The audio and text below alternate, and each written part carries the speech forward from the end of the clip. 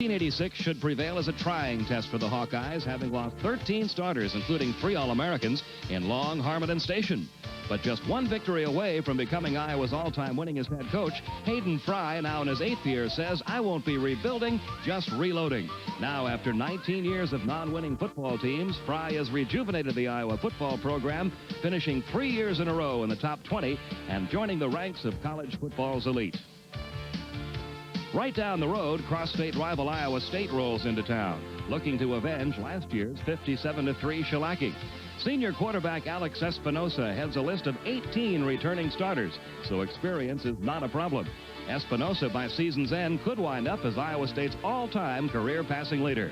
With bragging rights at stake, Iowa will be gunning for much more as the title defense starts right here. Both fans are here. There are fans from both schools galore present here at Kinnick Stadium. The mascots are ready. The fans are ready. And here come the Cyclones of Iowa State. There you see their record of a year ago. They're coached by Jim Kreiner. And I think they're ready. We saw them last night. They got their game faces on. And one big blow they will have to overcome today, the loss of Jeff Braswell. And here come the Hawkeyes.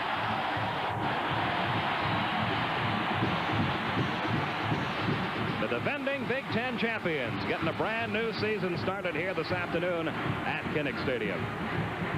Well, we might mention Braswell, but the kid who's going to take his place is really frightening looking this morning with some heavy rain. Hayden Fry has his troops ready. He's amazingly positive about this club, despite the fact that he lost a lot of starters from last year. I could tell the sun was going to come out because Hayden Fry put on his sunglasses. And there's Jimmy Kreiner over on the other side of the field.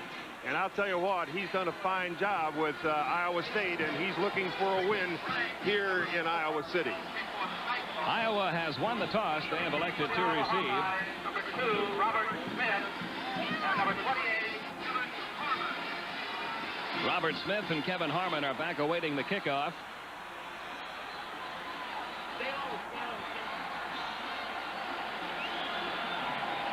Rich Frank about to get things underway here in Iowa City.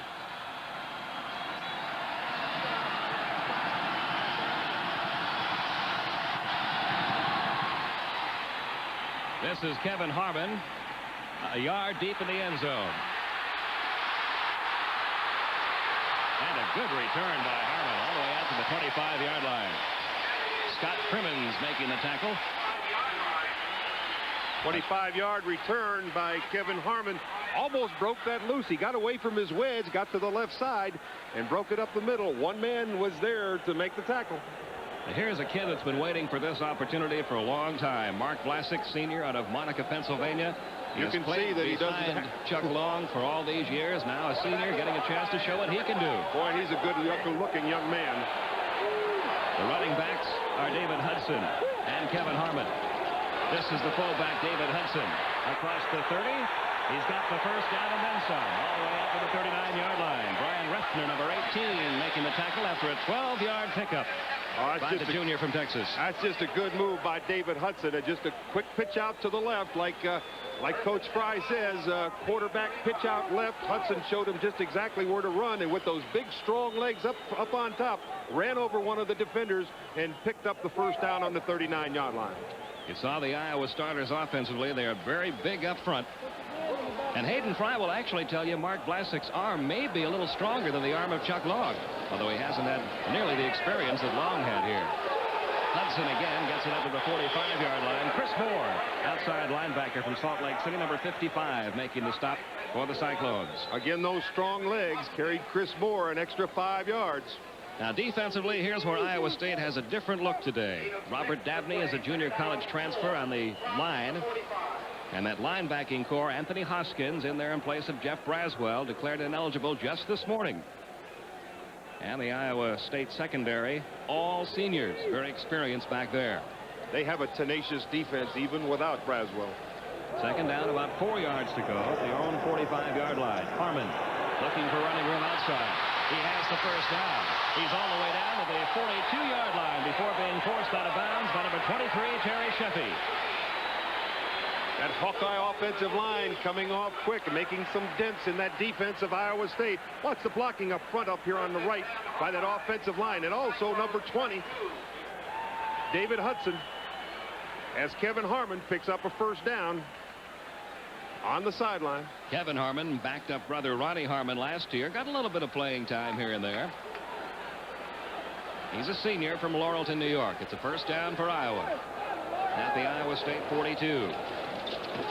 Vlasic sticking to the ground game. Harmon again down to about the 37-yard line. Bill Bertheson, number 95, the defensive right tackle, making the stop after a 6-yard gain. It'll be second down and 4. Well, he's sticking to the ground game. That's Hayden Fry's idea of football. If something's working, he's going to keep it going. Second down, 4 yards to go. They spot the ball just inside the 38-yard line.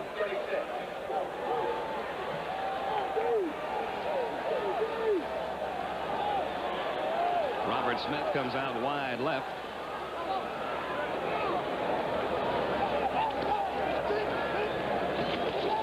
Hudson, the fullback, looking for running room, getting down close to the first down. He may have gotten it.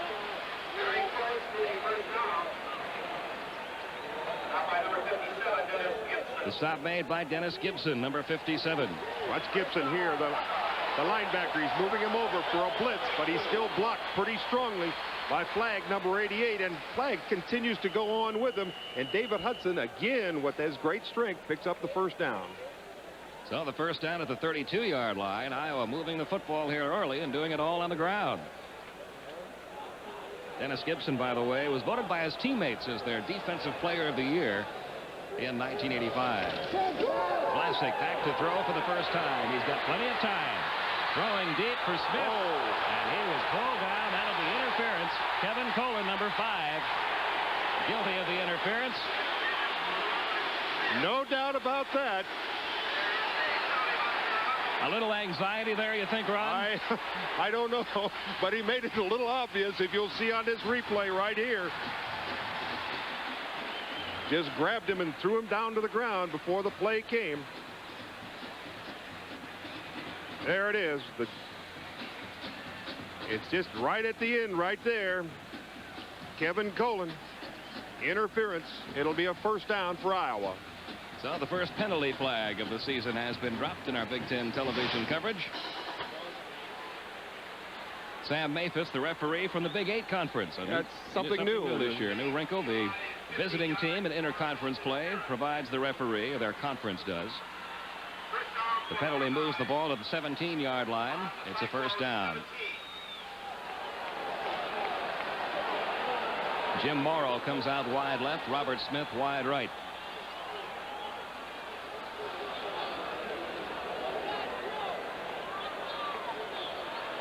A little confusion in the Iowa backfield. Vlasic back to throw again. Throwing for Robert Smith again in the end zone, and no. He was out of bounds. Well, what happened? Pitts back there in the coverage. What happened defensively is Iowa State came up with a 9-man line, so Vlasic, what he did, he's called an audible, and he saw his flanker out there on the outside, and he threw it incomplete to Robert Smith. But that was a great call because it was an audible at the line of scrimmage when the defense gave him that little pass play. So it's second down and 10 now at the Iowa State 17. Just underway in the opening quarter. About 3 minutes have gone by. Smith again comes wide to the left. Hudson and Harmon, the running backs. And we get a whistle. Might be a delay of game. That's what it looks like. They're doing an awful lot of stunting, and that's what makes that Iowa State defense so good. They're in and out. Those linebackers play that 4-3 very strongly, and they come in up sometimes, and they're blitzing with their halfbacks and also their defensive safeties, and it really confuses a quarterback. And of course, Mark Vlasic, who's brand new, is a little bit confused today when he's trying to call his audibles. We should point out that even though Mark Vlasic is the starter, he's been under some pressure this year to keep that job from a freshman named Dan McGuire out of California. Oh boy, and he's a good one. 6'8", 230 pounds. He was considered the number 2 quarterback in the nation in high school last year. Iowa got him. Jeff George, the other one, went to Purdue. Hudson Houghton, the fullback, inside the 20, bulls his way down to about the 14-yard line. Bill Bertheson, number 95, again making the stop for Iowa State after a 7-yard gain. David Hudson on a draw play. It looked like Mark Vlasic was going to roll out, and he handed it back to David Hudson. He went to the right side, picked up 7 yards. Hudson now with 4 carries, good for 29 yards. He'll probably be carrying the ball a little bit more this year because of his experience. Hayden Fry looking on as 3rd down and 8 from the 15-yard line. Double wing. Vlasic back to throw on 3rd down. Smith can't hang on to it at the 10-yard line. Terrence Anthony back there in the coverage for Iowa State. Not a very good throw. Kevin Smith went into the double wing from the slot formation, ran a little slant out, looked like it was going to be good, but the ball was not thrown very well by Mark Vlasic. Plus, it's a little bit behind him, and he has to turn around backwards. That's a tough catch to make. So on 4th down, Rob Houghtlin will check in. Chuck Hartley does the holding. Houghtlin will be trying this one from the 22-yard line. It'll be a 32-yard attempt. He was first team all Big Ten last year. And he's off to a good start this year. The 32-yarder is good. And the Iowa Hawkeyes on the board. It is 3-0 with 11:23 to go in the opening quarter. Houghtlin with a 32-yard field goal. Iowa takes the early lead. We'll be right. Jeff Dole.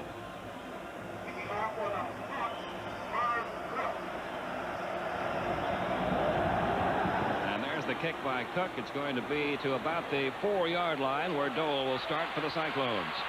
Across the 20, he gets up to about the 30-yard line before he's pulled down. Not a bad return at all for Jeff Dole.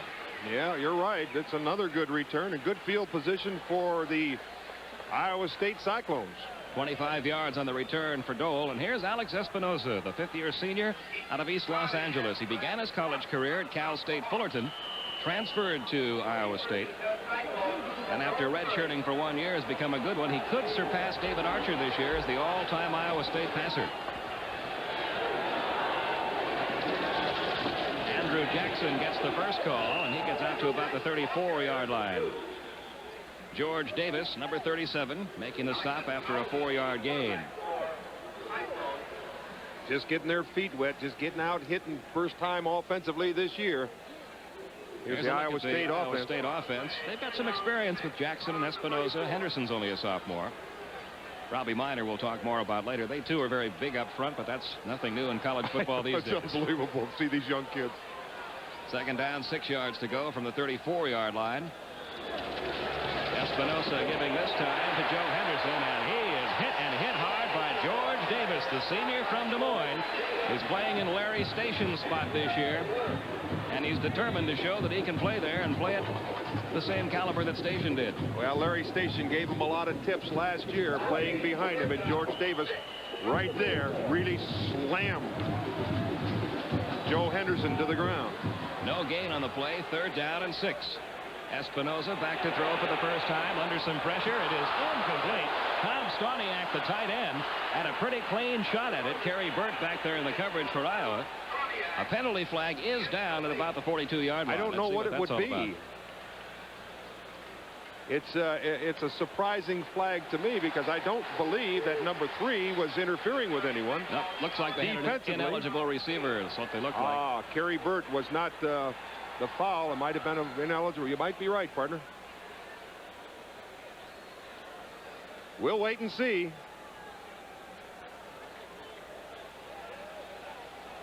That's what the call was. If you can read lips like we can, it's ineligible receiver downfield. It's refused, and it'll be 3rd and 5. It'll be 4th down. Oh, yeah. It'll be 4th They lose down. the down. That's right. They lose the down. The penalty is refused. Well, we're a little bit scratchy, too. It's our first game this year, too, partner. Rick Frank will check in to do the punting. He handles all the kicking chores for the Cyclones. He's their place kicker and their punter. And Robert Smith will receive for the Hawkeyes. He'll get the ball back. 3-0 Iowa leads it. A little over 10 minutes to go in the opening quarter.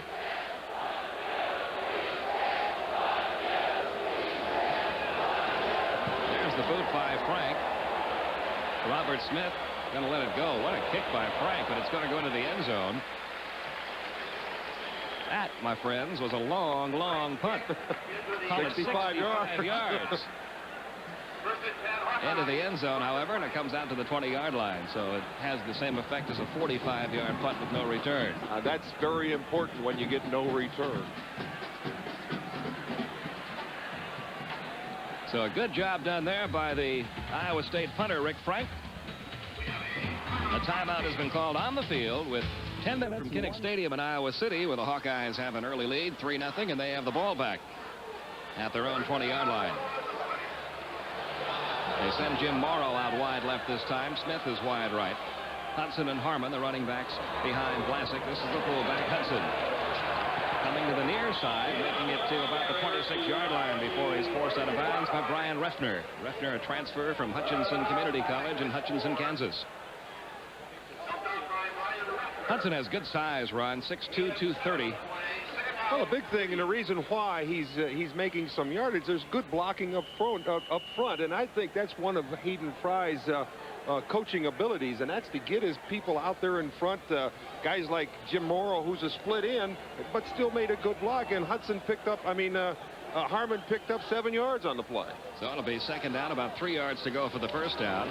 Harmon up across the 35. He's got plenty of yardage for the first down, brought down by Greg Leiter, senior defensive tackle from Mosinee, Wisconsin. It's a first down for the Hawkeyes, as once again they're beginning this drive, Ron, the same way they did the last one, running the ball at first. Yes, sir, and of course David Hudson that time right straight up the middle. The big guy just opened up a hole. The big guys up front open up a hole, and Hudson can make some yards. He's strong up top. So it's a first down at the 38-yard line.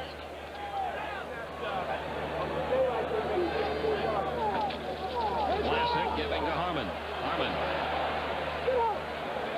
Really bulling his way, trying to pick up an extra yard or two, and he was able to pick up another yard or two. Dennis Gibson, number 57, making the stop. The surge of that offensive line just picks up those yards, and that was a pickup by Harmon of 7 yards. And again, they're in great position, second down and 3. Oh, and just take a look at this offensive line come off, and in the Iowa defense, look at how far back they are, 4 or 5 yards.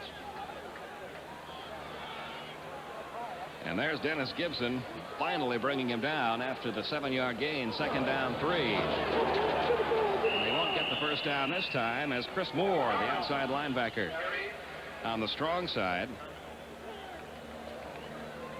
brings down the ball carrier, Kevin Harmon. Well, they're looking out just to keep that ball control, and I think Hayden Fry is looking at a different look this year with that tough fullback David Hudson and Kevin Harmon with ball control rather than throwing it last year like he did with Long. It'll be third down and 2. The ball on the Iowa 46-yard line. There are 2 tight ends in there now for the Hawkeyes. Vlasic pitching out to Hudson. Hudson has the first down across midfield to the 49-yard line. Brian Refner making the stop for Iowa State, number 18. The Iowa State sideline. They're looking to try to do something offensively against Iowa's defense. That's their offensive coach. We have a moment here. Let's pause 5 seconds for station identification.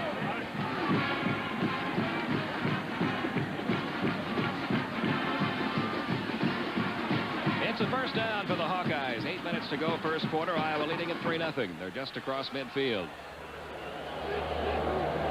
Vlasic dropping straight back. Firing and completing it at the 41-yard line. Number 47, Jim Mauro, the senior from Des Moines. Brought down by Anthony Hoskins inside the 35-yard line. It's another first down for Iowa. Iowa went into a double wing, and Mauro was out on the outside.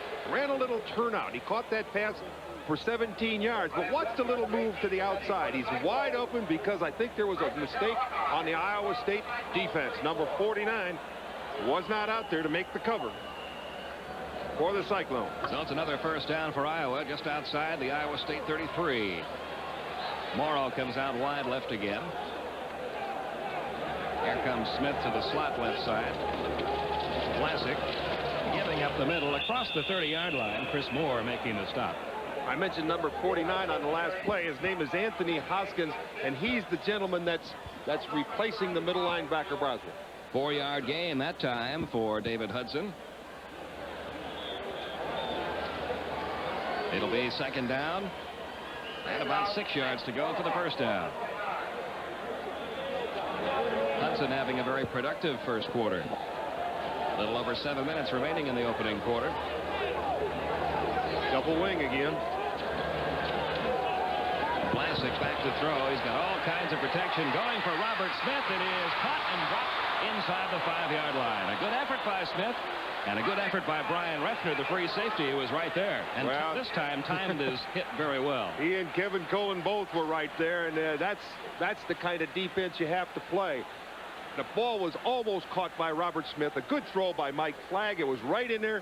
But, of course, those defenders, watch him hit him as he catches the ball. Good hit by number 5, Kevin Cullen.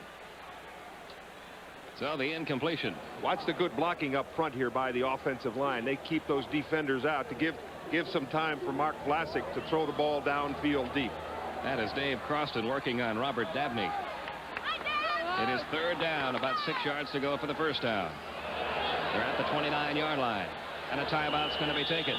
Mark Vlasic, unsure of what he was looking at there defensively, wants to talk it over. So the Hawkeyes stopping the clock with 6:51 remaining in the first quarter. Iowa leading at 3-0. And Vlasic will head for the sidelines and a chat with Hayden Fry. So they were up here by 6:30 this morning. They've been practicing all day. And I'll tell you one thing, it doesn't take much to keep these Iowa Hawkeye fans up as high as they are. This is another full house. Look at this crowd. Fantastic. Third down, 6 yards to go at the Iowa State 29-yard line. Vlasic again has plenty of time. Firing for Robert Smith, and it is caught and dropped again. Smith with a good effort. Terrence Anthony back there in the coverage this time, the right cornerback out of East St. Louis, Illinois. Boy, Mark Vlasic lets it go, doesn't he? Even if there's a little traffic down there. That was not a good throw because number 2, Robert Smith, he was not open down here. But it's a good defensive play by Terrence Anthony, knocking the ball out of his hands and, of course, putting number 2, Robert Smith, out of bounds. It's going to be a fourth down, and Iowa again will try for a field goal. Rob Houghtlin this time will be trying it from the 36-yard line, a 46-yard effort. It's got plenty of distance, and it is good. So Houghtlin, the all-Big Ten kicker from a year ago, picking right up where he left off last year.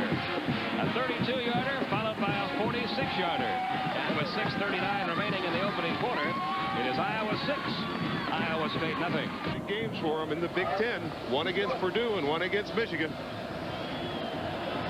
Okay, the kickoff man for Iowa, number 84, Marv Cook. Jeff Dole is deep for Iowa State. From the 35-yard line, the kickoff sailing a little short this time. It's going to be taken at the 15-yard line by Andrew Jackson. And Jackson gets it out to about the 31-yard line before he's brought down. A 17-yard return. The tackle made by J.J. Puck, number 32.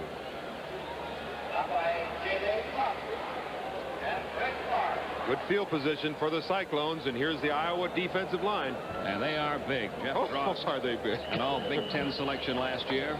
John Breeze, a returning starter from a year ago. George Davis in that key linebacking spot. And the secondary. Espinoza giving off to Jackson. Jackson can't find much room. Gets about a yard or two before George Davis brings him down for the Hawkeyes. It doesn't look like to me the offense of Iowa State's going to be able to move the ball on the ground. So I think Alex Espinoza is going to have to get that ball up in the air and start moving the ball. Second down and 7 after a 3-yard gain by Andrew Jackson. We've got about 6 minutes to go in the opening quarter. The Cyclones have it down by 6. Espinoza giving to Jackson again. Jackson looking for running room on the far side of the field, and he's forced out of bounds to the 39-yard line. Keaton Smiley, sophomore cornerback from Duncanville, Texas. Boy, there's some good hitting going on there, too. I can tell you, I can hear it all the way up here, partner. Andrew Jackson now with 3 carries, good for 12 yards. He's a senior out of El Camino Junior College. He also played at USC for 1 year before transferring to Iowa State, and he was voted their top rookie a year ago. Short yardage. Third down and 2 at the 40-yard line. It's the fullback, Joe Henderson. Diving for what looks like a first down. Keaton Smiley, number 44, again making the stop for the Hawkeyes. And some good hard hitting. They had 2 tight ends in. The Iowa State Cyclones did, and they picked up that first down. It's their first down of the football game. Andrew Jackson. So a first down at the Cyclone 42. Mike Burke in for Bruce Gear at the defensive right end spot for Iowa. Espinoza back to throw on first down. Firing incomplete.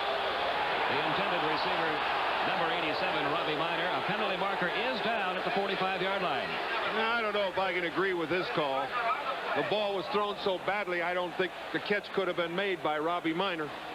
But they called defensive interference against the Hawkeyes. So the first penalty flag of the afternoon against Iowa has Ken been thrown. Sims. No, inadvertent flag. How do you like that? Oh, Crane? I think you were right. I really do. I don't think that ball could have been caught. The referees have that option. And that's sort of neat that they can now say it's an inadvertent flag instead of like it used to be when they threw the flag. They had to do something. I'm sure Jim Kreiner doesn't like it. He doesn't seem that upset, though. I think he is going to agree with the call when he hears it.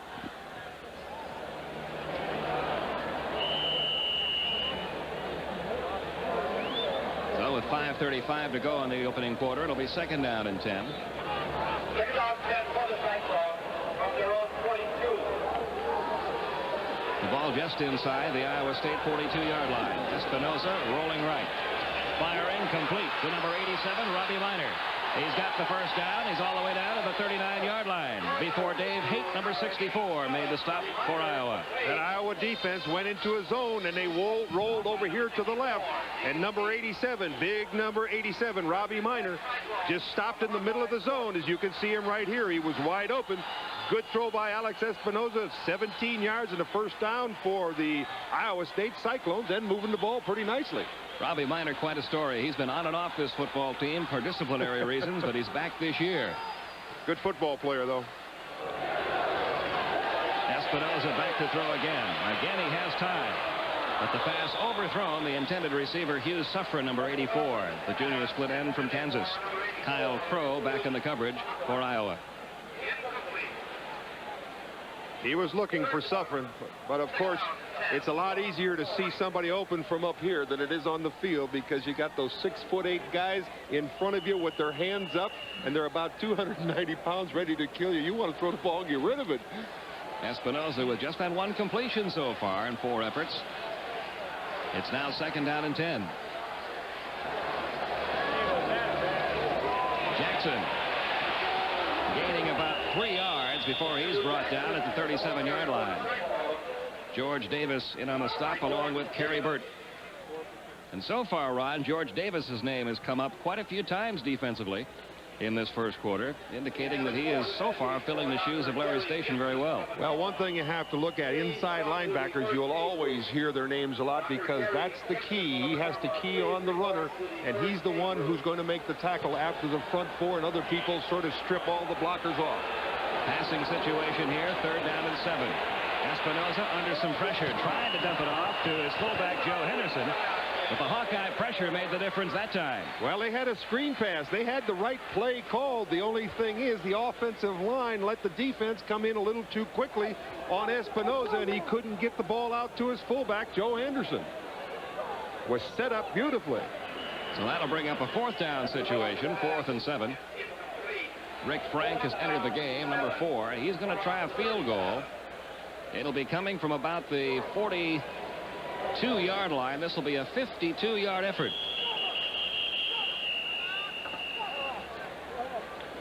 And a timeout has been taken here by Iowa State, stopping the clock with 4:27 remaining in the opening quarter.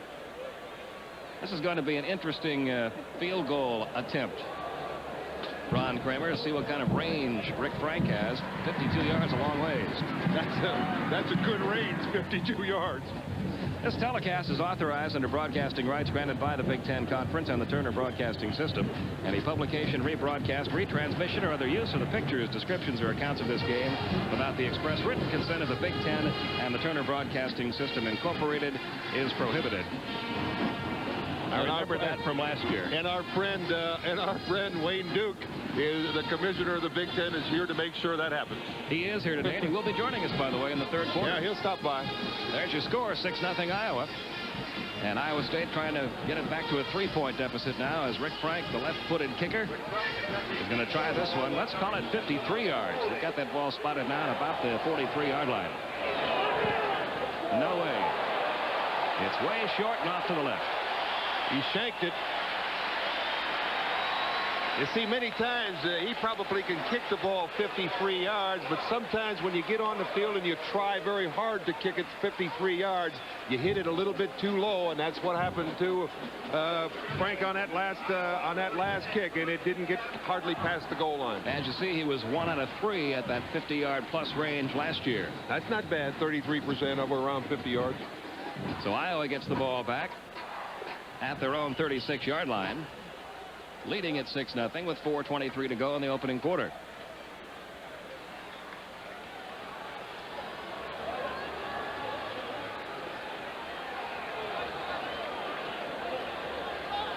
They got the double wing again. Is David Hudson. Vlasic back to throw on first down, firing for Robert Smith. He's got him at the 40. Smith with a good move, gets away from one man, almost up to the midfield spot. Terrence Anthony, number 35, finally brought him down. But it's going to be a first down after a 13-yard gain. Now this is the same play they threw before. Now watch Smith. All he runs is a little slant out pattern. Now when he gets the ball, he certainly knows what to do with it. Watch his great move. Just a super move to pick up the first down. Read an interesting interview with Robert Smith. He was talking about how last year he was used primarily to go deep. And while he appreciates them thinking of him as a deep man, he wants to prove himself this year as a full receiver, that he can take the short pass and run with it as well. There he is again. Same play. 28-yard line across midfield, and is pulled down at about the 48-yard line of Iowa State by Dennis Gibson, number 57. I'll tell you one thing. Hayden Fry will continue to call that play until Iowa State comes up and defends it. On that stuff, especially 3rd and 2. You can't play soft on that. Every guy's got to work on the other side of the line of scrimmage, otherwise, bang, first down. We get the change moving. Hell, that's what we make a living on around here. 3rd and 2, we hope we get in those situations. Now you got to make the play. I'll put you in the game, so. 3 minutes, 26 seconds remaining. You don't think these two teams want to win here today? Boy. It's a second down, about 6. Vlasic giving to Harmon. Harmon gets to about the 45. Terry Sheffey, number 23, another junior college transfer out of Eastern Utah, making the stop. 6-foot senior from Pittsburgh, Pennsylvania. You know, Iowa's showing an awful lot of offense today. They're showing the pro set. They're showing the I formation. They're showing some double wing. They're showing triple wing. They're showing everything to this Iowa State defense. And you said they want to win. They certainly do want to win this football game. Get off to a good start. And, of course, try to match last year's season to win the Big Ten. 3rd down and 5 at the 46-yard line of the Cyclones. Hudson is going to be brought down this time after a gain of only about a yard. Robert Dabney, a 6'4", 220-pound junior college transfer from Triton Junior College. This is his first year with Iowa State. He's from St. Louis. Did a good job defensively. He sort of shook off Craig Clark, number 49, and was able to make that play. And, of course, this is the punting situation for the Iowa Hawkeyes. So the first punt situation for the Hawkeyes. Gary Kostrobala is their punter. Yeah, there you go. Thanks. But he's not out there. Marv Cook, number 84, to do the punting. And this one will be caught at about the 18-yard line. That's where the Cyclones will put it in play. So Marv Cook in for Kostrobala to do the punting. Well, he's the short punter. And inside the 50-yard line, they put in Cook and let him just put it up in the air. And, of course, Kostrobala is one of those long kickers. So the Cyclones put it in play now on the 18-yard line. Well, we received some stunning news just before the game. We want to send along our sympathies to the Florida State University football team. Their starting offensive tackle, Pablo Lopez, a 21-year-old junior, was shot and killed last night by a non-student on campus. Someone from Tallahassee has been arrested, and we send along our sympathies to the Florida State football program. Espinoza firing deep, incomplete. The intended receiver, Robbie Minor. A lot of time back there for Espinoza. Ken Sims was back there in the coverage. It'll be second down and 10. About 1:44 left to go in the opening quarter. That's just good defense by the Iowa Hawkeyes. When he's got about 5 or 6 seconds to throw the ball back, there's Alex Espinoza, and nobody's open, and so he just threw it out of bounds over here to the right. Joe Mott has checked in at defensive left end, replacing the starter Richard Pryor for this play. Second down 10. Espinoza back to throw again. The pass is intercepted. Kyle Crow with the interception for the Hawkeyes at the 25-yard line. The blitz was on. The Iowa Hawkeyes blitzed him. Made him hurry that throw. The first turnover of the afternoon. Good interception by Kyle Crow. He's a Watch the blitz. senior. Watch him now come in on him very quickly, and he has to throw this ball a little quicker than he wanted to. And a great play by number 18, Kyle Crow. And the pressure applied by Jeff Drost, the all Big Ten returnee. You see what happened on the play. The quarterback could not see Kyle Crow sort of sneaking in over from the left side, and that's why the interception was made. So the Hawkeyes regain possession to the 26-yard line. Almost losing his footing there, Kevin Harmon. But he got it back, didn't he? Finally bumped out of bounds. A penalty marker down back at the 33-yard line. We'll have a holding on number 20, David Hudson. And a big gainer by Kevin Harmon's going to be called back. Well, it was a good block out front by David Hudson, but he sustained the block only because he grabbed a hold of the defender. So that will back up the Hawkeyes a little bit.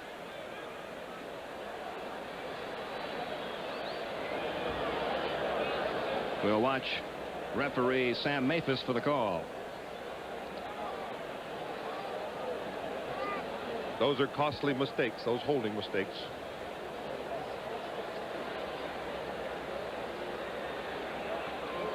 So the holding call moves the ball back to the 36-yard line. We got a replay here, and if you watch number 20 right out in front, there he is. Watch him grab him and pull him down right there. Pushed him from behind. I don't think it was a good call. So it is now first down and 20. And we might look for Mark Vlasic to put the ball up in the air. Trying to regain some of those yards lost to penalties. They're in a double wing. The lone running back is Hudson. He's going to be the ball carrier. He'll get inside the 35-yard line. Another penalty marker down back at the 37. Milan Pitts making the stop for Iowa State. After about a 3-yard gain by Hudson, we have another penalty flag. And again, it's going to be holding against Iowa. This is the kind of thing, Ron, that'll really drive a coach crazy. You betcha. That's going to be against Mike Flagg, the great tight end and All-American prospect for the Iowa Hawkeyes. Now it's going to be first down and 30. All the way back to the 46-yard line. First and 30 with 1:28 to go in the opening quarter. Well, we can see it right here.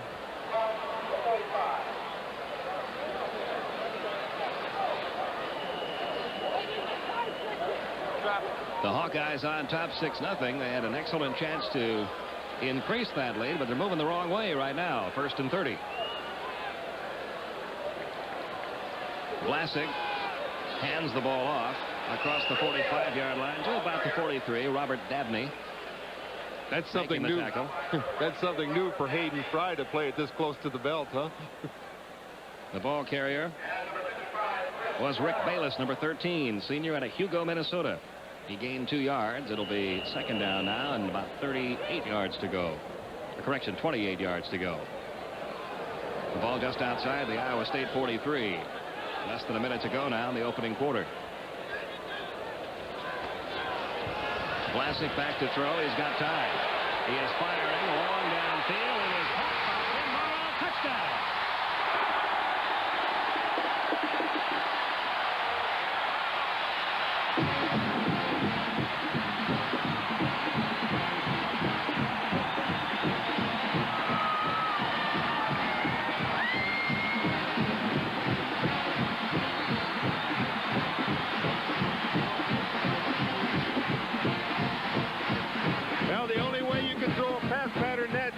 Jim Mauro ran a great down and in post pattern, and Mark Vlasic, he's the guy who put it right on the numbers. He's the kind of a thrower, if you give him time, he can throw it.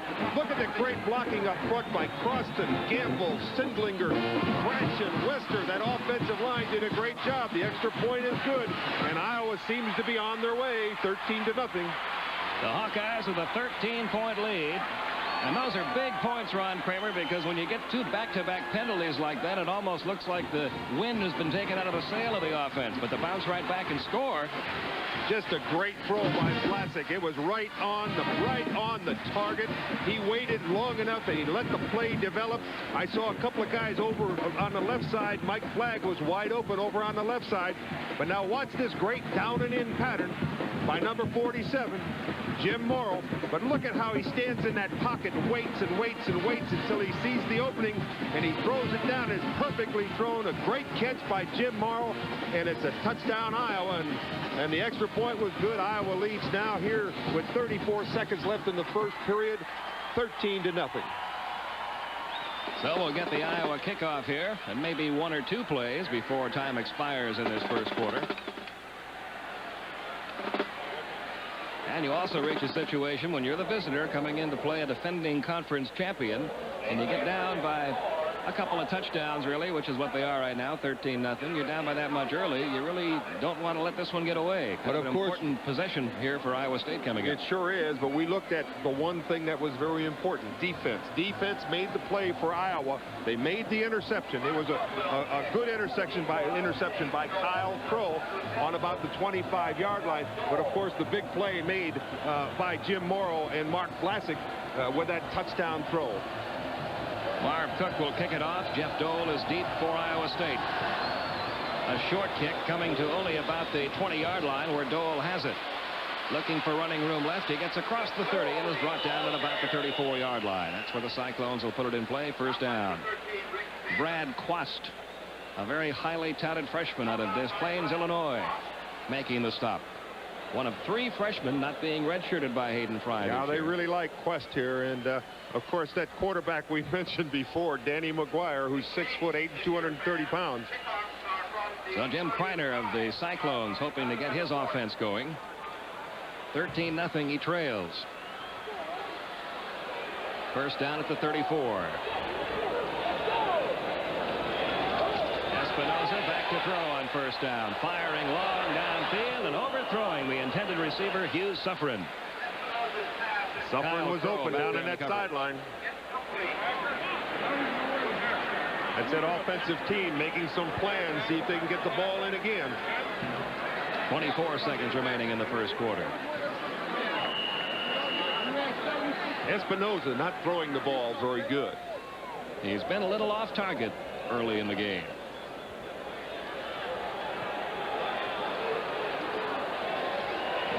Back to throw again. And this time the pass is complete right at the midfield stripe. Robbie Minor making the reception. Ken Sims making the tackle for Iowa. That one was on target, wasn't it? 16 yards on that reception. And Minor making a good catch into that zone of Iowa. Espinoza doing a little bit of rolling out now. So the ball right on the midfield stripe. It's first down for Iowa State. Suffren goes out left, so does Minor. Espinoza handing the ball to Andrew Jackson. Somebody's shoe came off down there. Jackson losing a yard. George Davis again in to make the tackle for Iowa. A loss of a yard. It'll be second down 11 back at the 49. Who lost the shoe down there? Big number 57 defensively for the Hawkeyes. John Breeze. So the quarter comes to an end just in time. John Breeze can put his shoe back on. We have played one quarter here at Kinnick Stadium. It is the Iowa Hawkeyes 13, Iowa State nothing. This is Super Football Saturday on Turner Network Television.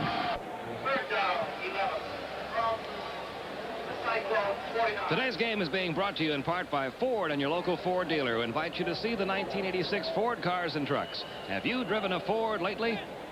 Second quarter just underway. The first play, Espinoza tried to hit Andrew Jackson with a pass off to the right side. It fell incomplete. It's 3rd down 11. They got anxieties before we got back on. The Cyclones at their own 49-yard line. 3rd down 11. A passing situation. Espinoza dropping straight back. Under some pressure, and down he goes. After the 44. Jeff Dross got through again. Oh, Jeff Dross was right there waiting for him, like the Hawkeye is. Watch the penetration defensively by the Hawkeyes. They're coming in there with everything. They're blitzing. They're coming in strong. And there's Dross making the tackle on Alex Espinoza, and everybody downfield covered. So Espinoza had nothing to do except give it up. And of course, it's 4th down now and 16 yards to go. And Iowa State Cyclones will have to punt. Rick Frank in to do the booting. Good high lengthy kick, and the fair catch called for at the 16-yard line by Robert Smith. That was a 41-yard kick by Rick Frank with no return. So the Hawkeyes put it in play again at their own 16-yard line. And these Hawkeye fans are really happy out here today. Other scores: Boston College leading California 7-0 early. There you see how Iowa has dominated things in the first quarter of play, almost 3-1 in total yards. And that big defensive play, the interception. Oh boy, and that's the one that led to the 7 points. That's where you really win them and lose them. You win them and lose them defensively, and that's what Hayden Fry said to us yesterday. He hopes his defense can make the big plays. Vlasic pitching out to Harmon. Harmon across the 15 to about the 21-yard line. Milan Pitts, number 28, the left side cornerback. Senior out of Pasadena, California. A lot of Californians on this Iowa State team. Offensively, Espinoza and Davis. Defensively, Pitts. 5 carries for 33 yards now for Harmon. Doing a good job of running the ball, Iowa is, and only throwing the ball when they have to. 2nd down and 5 at the 21-yard line. I think they want to feature David Hudson this year, both blocking and running. But of course, if Kevin Harmon comes on like his brother, you know he's going to get the ball most of the time anyway. Like either one of his brothers. You betcha. His oldest brother, Derek Harmon, another fine running back, played at Cornell, now with the San Francisco 49ers. Had to get Cornell's name in there, so I figured you did. Vlasic handing off to Hudson, the big fullback from Waxahachie, Texas, pulls his way out to the 27-yard line. Dennis Gibson making the stop for Iowa State, number 57. We got a 1st down for Iowa. 5-yard gain. A lot of that just extra effort by David Hudson. So the ball is put down at the 27-yard line of the Hawkeyes. 1st down. We're in the opening minutes of quarter number 2 here at Kinnick Stadium. And so far, Hawkeye fans liking what they're seeing. Vlasic with a straight drop. Has time, has a man wide open. Robert Smith out near midfield. Terrence Anthony finally got him out of bounds, but he was wide open, Ron. Well, he's open again because Mark Vlasic, you will see, has plenty of time. Those offensive linemen just holding that pocket for him, and Robert Smith running an out pattern on the left side. It was thrown a little high, but a good catch by Robert Smith. And here's the great blocks. Look at him. Look at him. Crossed it right here. His man can't even come close. He stayed with him all the way. The ball's already caught downfield. And it's a 1st down by Robert Smith, and a great catch. 22 yards on that gain. 1st down now at the 49-yard line.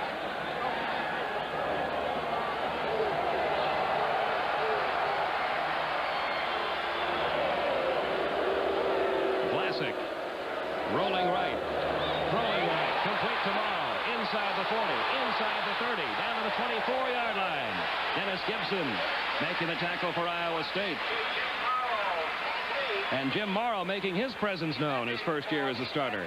Oh, now watch this nice little rollout here by Mark Vlasic. He sees Mauro open on the outside, a turnout pattern. He's wide open. And, of course, we have a missed tackle right there. And finally, big number 57, Dennis Gibson brings down Mauro on the sideline, and this Hawkeye train is rolling. 1st and 10 at the Iowa State 25. Jim Kreiner looking a little concerned on the Iowa State sideline. The Hawkeyes seeming to gain confidence, but under some pressure this time. Vlasic dumps it off. He had a man near enough to it, Kevin Harmon. Brian Refner from his free safety spot came breaking through that time to apply some pressure on Vlasic. They brought everybody. One of the few times that he's had some pressure applied. That's right, but they did it with a safety blitz. So they brought everybody plus the kitchen sink. Number 18 did a good job defensively, but better than that. Well, now watch Mark Vlasic go back. He goes back and he sees that the blitz is on, and number 18 is coming in on him. Refner, he gets rid of the ball, and that's what a good quarterback can do. And they can't say that he got the ball off because somebody was in position. Hudson and Bayless are the running backs now. Inside the 20, down to the 18-yard line goes Hudson. Greg Leiter, number 90, making a stop for Iowa State. And Hudson having himself a very good first half running the football here at Iowa City. He impressed us last year, Ron, working in the backfield with Ronnie Harmon. He was a good blocker last year for Ronnie Harmon. But, of course, you know as well as I do, I keep talking about the linemen, and coaches will, too. They'll talk about the linemen because you only go as far as your lineman can block. That was a gain of 7 yards. It'll now be 3rd down and 3. The ball at the 18-yard line of Iowa State. Almost losing that pitch was Hudson, but he gets down to the 16. Aaron Manning, number 22, making the tackle for Iowa State. Going to be close to the first down, but I think he's going to be a little short. Gain of 2 yards. It'll be short by about a yard. We'll see what kind of gambler Hayden Fry is here, because it's going to be a 4th down and 1 yard to go. Is he going to take the 3, or is he going to go for the first down? Looks like he's going for the first down. The crowd wants him to. You can hear the go chant in the background. 11 carries now for 70 yards for David Hudson. We don't see Houghtlin in. They're going to go to a double wing and probably a very I formation, a strong side I formation to the left. And we had a whistle before the snap. They called timeout. I think Iowa State did, just in time. So the Cyclones got the clock stopped just before the play went off, and boy, that was close.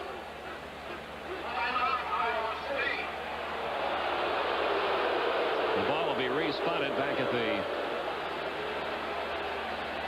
16-yard line. It'll be 4th and 1. Timeout, Iowa State. They have used up their second timeout now. They have only 1 left. 11 minutes, 38 seconds remaining in the first half. Iowa leading it now 13-0. 2 field goals by Rob Houghtlin. 1 from 32 yards, 1 from 46 yards. And a touchdown pass late in the first quarter from that man, Mark Vlasic, to Jim Mauro. Good for 43 yards. The Houghtlin conversion making it 13-0. I think that Hayden Fry likes what he sees in Mark Vlasic. He has great confidence in Mark Vlasic. We talked to him yesterday, and boy, he is really high on Mark Vlasic. And the great confidence that Hayden Fry just gives his players is incredible. They have a lot of fun, and they play football that way. And when you win, you can have a lot more fun, he says. This will be an interesting play coming up. Iowa State called timeout when they saw that different formation with a 4th and 1 situation coming. Now they've talked it over. Let's see if Iowa shows them the same thing. I'm sure they will. 4th down, 1 yard to go for the first down. Iowa trying to maintain momentum in this game. Bayless trying to go over the top. No, it was a fake to Bayless. The ball carrier, number 23, Richard Bass. Well, Mark Vlasic got you, didn't he, partner? He did. Great. I mean, I'll tell you what, it was one of those really great fakes up the middle. There's a flag on the play, though. We don't know whether it's going to be good or not. Oh, somebody picked up the flag. Richard Bass, the sophomore from Omaha. down to the 1-yard line. Robert Dabney there he is from scoring. It's 1st and goal. Hudson over the top. Have we got a loose football there? Hold everything. I think we do. I think they called a touchdown, though, because anytime the ball yes, they did. is over the plane. It is a touchdown for Iowa. Iowa State thought they had picked up a loose football, but the touchdown had been called. If the ball is in possession and it goes over the plane of the goal line, the referee calls a touchdown. And Jim Kreiner not liking that call. Take another look at it. Hudson. I'll tell you what, it could be close. But the referee is right on the goal line. So that makes it 19-0.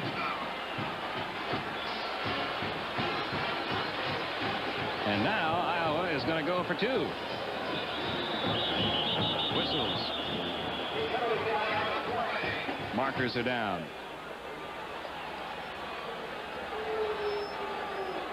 Game seems to be getting just a trite out of hand, and Iowa this time had an illegal procedure against them. So they'll probably kick the extra point from here. That moves it back 5 yards. Looks like he's still going for 2. It is 19-0 Hawkeyes. I don't know what the reason for this is, but to get to 21 doesn't make much sense to me. But they are still going to go for 2 here. Vlasic back to throw. Looking for an open man, not finding one. Now he sees somebody there, and it's incomplete. Jim Mauro, the intended receiver, so the attempt for 2 points does not succeed. And the score is still 19-0 in favor of Iowa over Iowa State. 11 minutes, 30 seconds to go in the first half. Timeout on the field. Iowa has opened up a big lead. We'll be right back. And back at Kinnick Stadium in Iowa City, where it's been all Hawkeyes so far, 19-0. And if you're Jim Kreiner now, Ron, you got to be a little concerned about the way things have gone so far. Well, this Iowa Hawkeye offense is really potent. We didn't think they would be as potent as they are without all those All-Americans and Chuck Long and Ronnie Harmon. But boy, they can really move the ball against you. I'm very impressed with Mark Vlasic, Kevin Harmon, of course, David Hudson doing a great job, and Jimmy Mauro, who's a great flanker. With the 19-point lead now, Hayden Fry is going to give one of his young kickers, sophomore George Murphy, a chance to kick off. Those Hawkeye fans are really liking it out here. They're leading right now 19-0 with 11:30 left in the first half. Could be another one of those 57-0 games that they've had the last 3 or 4 years. Murphy from New Milford, Connecticut. Gets the kick away. Inside the 10-yard line, Jackson out across the 15. The 20 almost tripped over his own man there. Got to the 23-yard line before Rick Bayless made the stop for the Hawkeyes. 15-yard return. So the 11:24 remaining in quarter number 2. Alex Espinosa back out to try to get the Cyclones moving.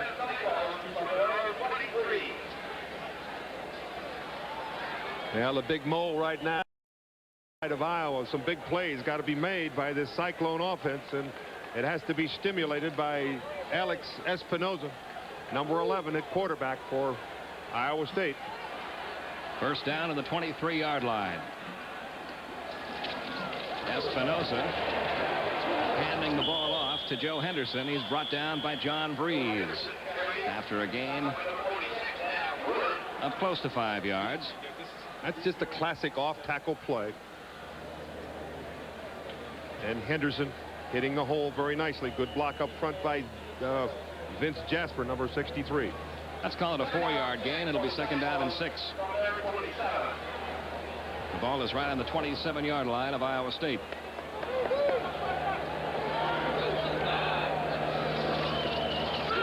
This time he faked the handoff, rolling right, and he's under some pressure, but he fires it to Jackson. It's complete.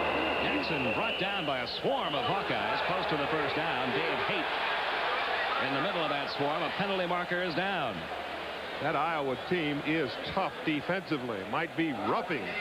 And an Iowa State player is down as well. There's some hitting going on down there. That's Andrew Jackson.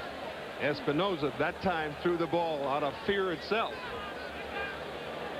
The penalty looks as though it's going to go against Iowa State.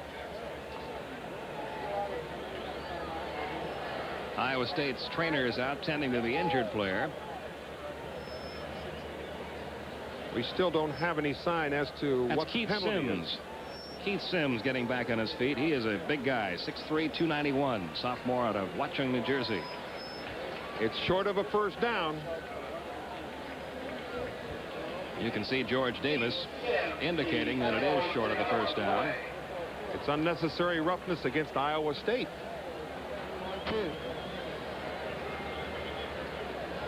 So I'm sure that Iowa will take the penalty. It would be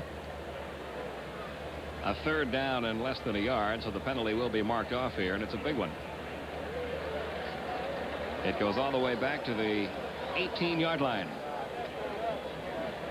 Now that's not very good for the Cyclones, because you get yourself into these positions where you're second down and 15. That means that defense can come on you and do just about anything they want to. So the personal foul maintains the down at second down, but now it is second down and about 15. Look at Iowa. the possession time. Almost 3-1 difference there. And it's 19-0, and that possession time reflected on the scoreboard. It is third down and 16. It's a loss of down as well. Espinoza coming to his left. Under some pressure again. Gets away from it. Firing incomplete. Hughes suffering, the intended receiver. Keaton Smiley back in the coverage for Iowa. John Breeze, the guy that was in there applying the pressure on Espinoza. We got another flag on the play. Starting to get a little sloppy down there now. Illegal pass receiver downfield, I believe, against Iowa State. So right now, things not going well at all for the Cyclones. Plus that defense of Iowa is doing such a great job. Here's Espinoza rolling out to his left, trying to throw the ball. Looks like it might be a face mask, but I don't think so. It's fourth down, illegal pass receiver downfield. They didn't call the face mask on Breeze. So it'll be a fourth down for Iowa State, and they'll have to kick the ball and give it back to this potent Iowa offense. Rick Frank in to do the kicking. He gets it away. Robert Smith going to let it bounce. It bounces across midfield, taking an Iowa State roll right now inside the 40, inside the 35. I guess it is taking an Iowa State roll. All the way down to about the 33-yard line. They needed something to happen good for them, and that punt was one thing that happened good. 48-yard kick. Of course, it rolled 47 of them. 10 minutes, 16 seconds to go in our first half. Iowa leading at 19-0. We'll be right back. This is Super Football. We are back at Kinnick Stadium, Iowa City, where Iowa has a 19-0 lead, and they have the ball back at their own 33-yard line. Their offense is moving the ball quite nicely, simply because that offensive line is really crushing Iowa State's defense. Vlasic handing off to Hudson. Hudson up across the 35 to about the 36, a 3-yard gain. Chris Moore, number 55, making the stop for Iowa State.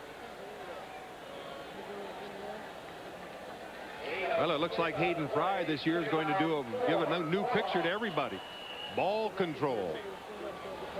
13 carries for 76 yards for David Hudson. He's been getting him about 5 yards at a crack, and if you can pick up 5 yards on the ground every time you hand off, you don't need to throw it much.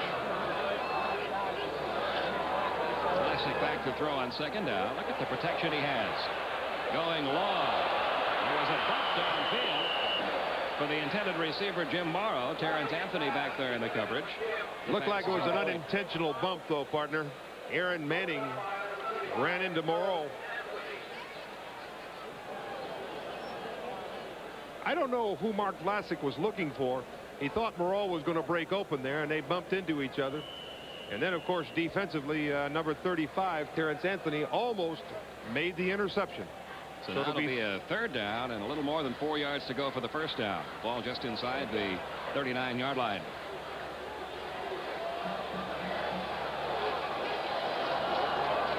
Vlasic wants to throw it on third down. It is complete to Bayless. But I don't think he got enough yardage for the first down. John Sinifro, number 44, sophomore out of Clarendon Hills, Illinois, making the stop. Well, they had the screen pass really set up on the right side here, and Mark Vlasic went back, but the defense of the Cyclones saw what was coming and was able to make the play. A little bit short, I think, of a first down, but they're going to measure. It appears from here it'll be short by a foot or a foot and a half or so.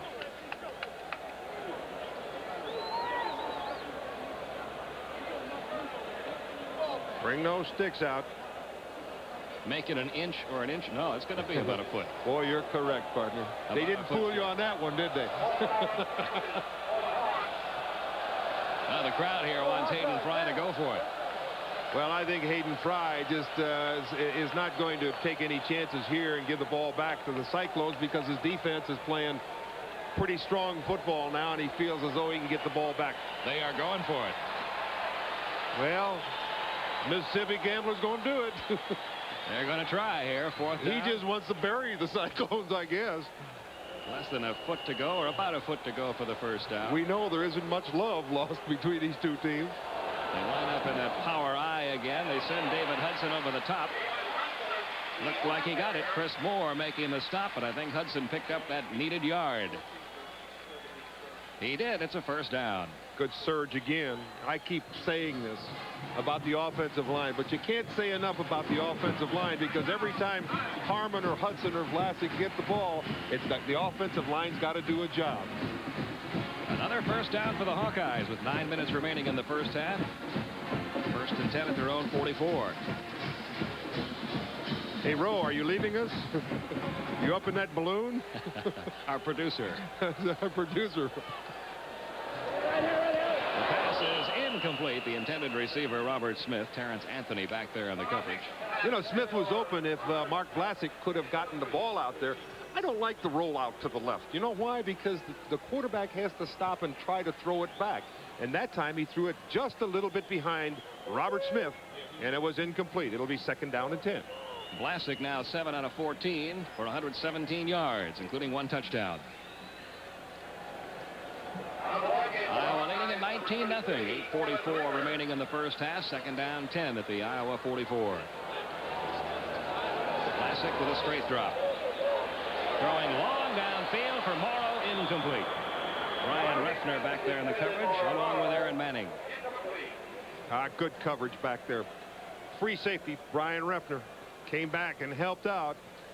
And Jim Mauro wasn't open, and Mark Vlasic just overthrew it, and it fell incomplete. So it'll be a third down and 10 yards to go for the Iowa Hawkeyes. Well, this is a dream come true for Mark Vlasic. Oh, wow. I'll tell you what, I had a nice little talk with him yesterday, and he's just so doggone happy to be playing quarterback for the Iowa Hawkeyes this year after being behind Chuck Long for the last 4. 8:38 the time left. Third down and 10. Vlasic back to throw. Again, he has pretty good protection, and the pass is incomplete. The intended receiver was Robert Smith, and he was open. He was open. It was well thrown. Smitty just took his eye off the ball. He was at that little drag out pattern. Good throw by Mark Vlasic. Good blocking up front again. And here it is, right in the hands. Boom. He just wanted to run with the ball before he caught it. Robert Smith, unfortunately, incomplete for the Iowa Hawkeyes, and they'll be punting from their own 30. Gary Costrubala gets the kick away. A good high kick. Jeff Dole at the 18-yard line. Takes it up the middle for about a 7-yard return. They'll mark it at the 26-yard line after a 38-yard kick. Herb Wester making the stop for Iowa. Stop by number 49. So the ball goes back to Iowa State. 8:23 left in quarter number 2. It is Iowa 19. Iowa State nothing. Hotel room. Chuck Mills on camera getting that shot. As we resume play here, Iowa State now with the ball. Alex Espinoza back to throw on first down. And the pass incomplete.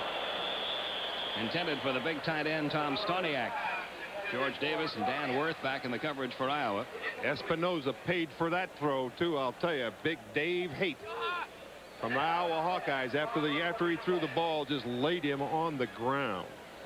Those quarterbacks are tough, though. Look at Espinoza. He's back up again. Ball should have been caught. The ball at the 26-yard line. So far, the Cyclones offense has been stopped cold by the Hawkeye defense.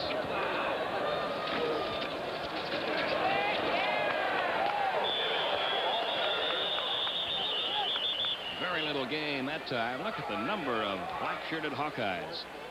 We see the same things, partner. They're swarming. Henderson's really been stopped. 4 carries, 6 yards. Not a very good day. But, of course, you have to give a lot of credit to the Iowa Hawkeye defense. The game that time may be a half a yard, so it's 3rd down and a little bit less than 10 to go for the first down. Passing situation. Minor comes out wide left, Suffren wide right. Espinoza back to throw. The pressure applied, and down he goes. Dan Worth, junior linebacker from Des Moines, broke through for the sack. A blitz by Danny Worth, the outside linebacker. They were all coming. Alex Espinoza could not see Worth coming from that blind side, and he's on the ground, heavy, hard. Great tackle, good defensive play, and Iowa gets the ball back. So it's now 4th and 22. Rick Frank in to do the punting. Gets the kick away. Robert Smith going to let it go, and again it takes a big bounce for Iowa State. All the way down to the 26-yard line, rolling to the 25-yard line.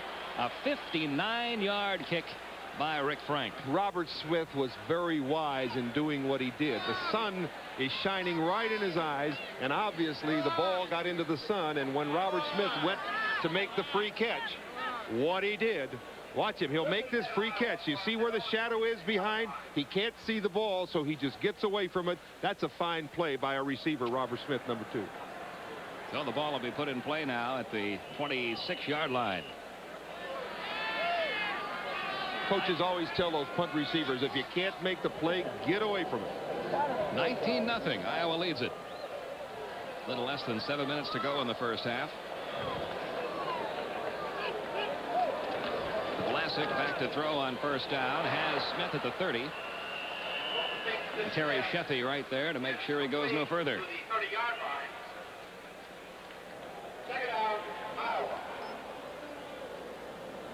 Now let's take a look at a star of the past, and there's a familiar name from Iowa State, Matt Blair, linebacker, Minnesota Vikings, 6-time Pro Bowler.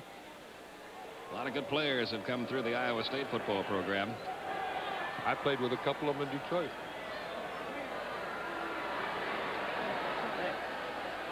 It is a 2nd down, about 6 yards to go for a first down.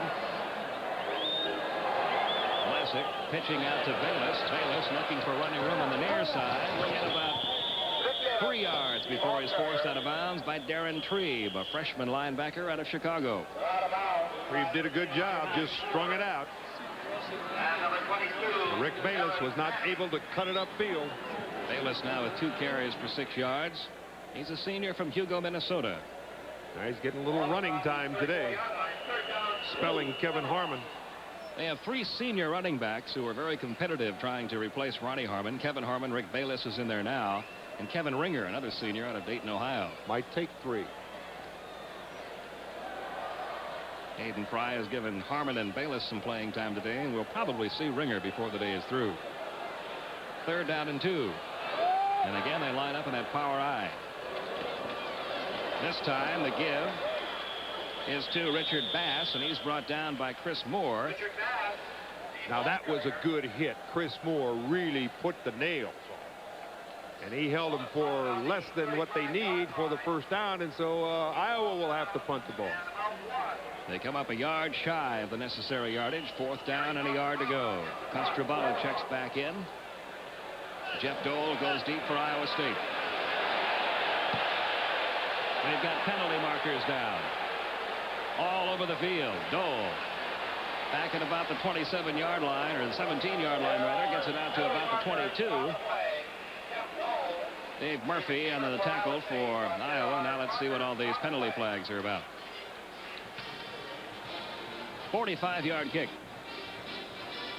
It's against Iowa State, excuse me, against Iowa State. Too many men on the field. I think that's what the call is. That could be very costly. Yes, it could. Iowa will retain possession. They call Mark Vlasic back out.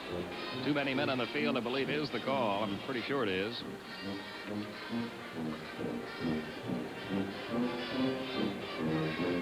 And so referee Sam Maphis talks it over while Jim Kreiner looks on, very discouraged look on his face.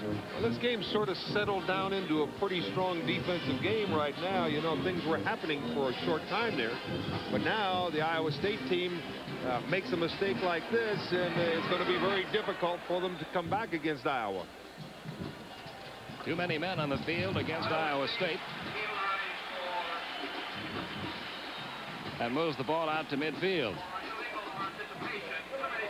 They call that illegal participation. It's hard for me to get out. That's just too many men on the field. That's exactly what it is. 5 minutes and 21 seconds remaining in the half. It's a first down now for the Hawkeyes. Iowa leading in 19-0. Great break for the Hawkeyes. Hudson and Bayless, the running backs now behind Mark Vlasic. Hudson, the ball carrier. He's in an excellent first half. Look at the power of David Hudson all the way down to the 35-yard line. 15-yard game. Just that great effort. He's got 15 carries now for 93 yards. He's approaching the 100-yard mark. Watch this nice hole block. That's good blocking out there. Number 61, Dave Croston.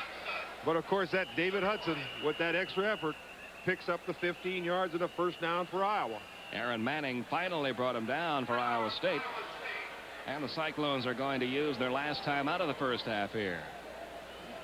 It is another first down for Iowa with 5:11 to go in the half. They're at the Iowa State 35. Iowa leading now 19-0, 5:11. If they get this one in, I mean, it could be Katie bar the door. Iowa going for their 4th straight win in this series.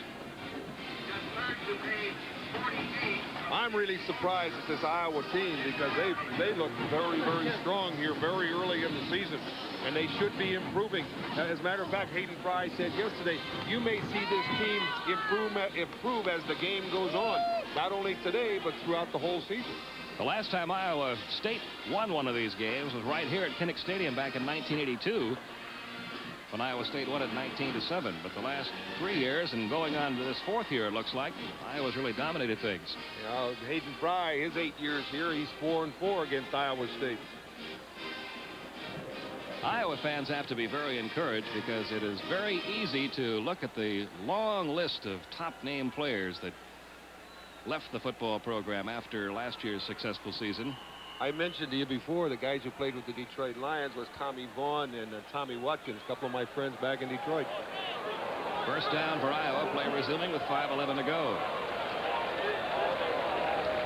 The give is to Bayless, and Bayless up the middle will get about 2 yards before John Sinifro made the stop for Iowa State.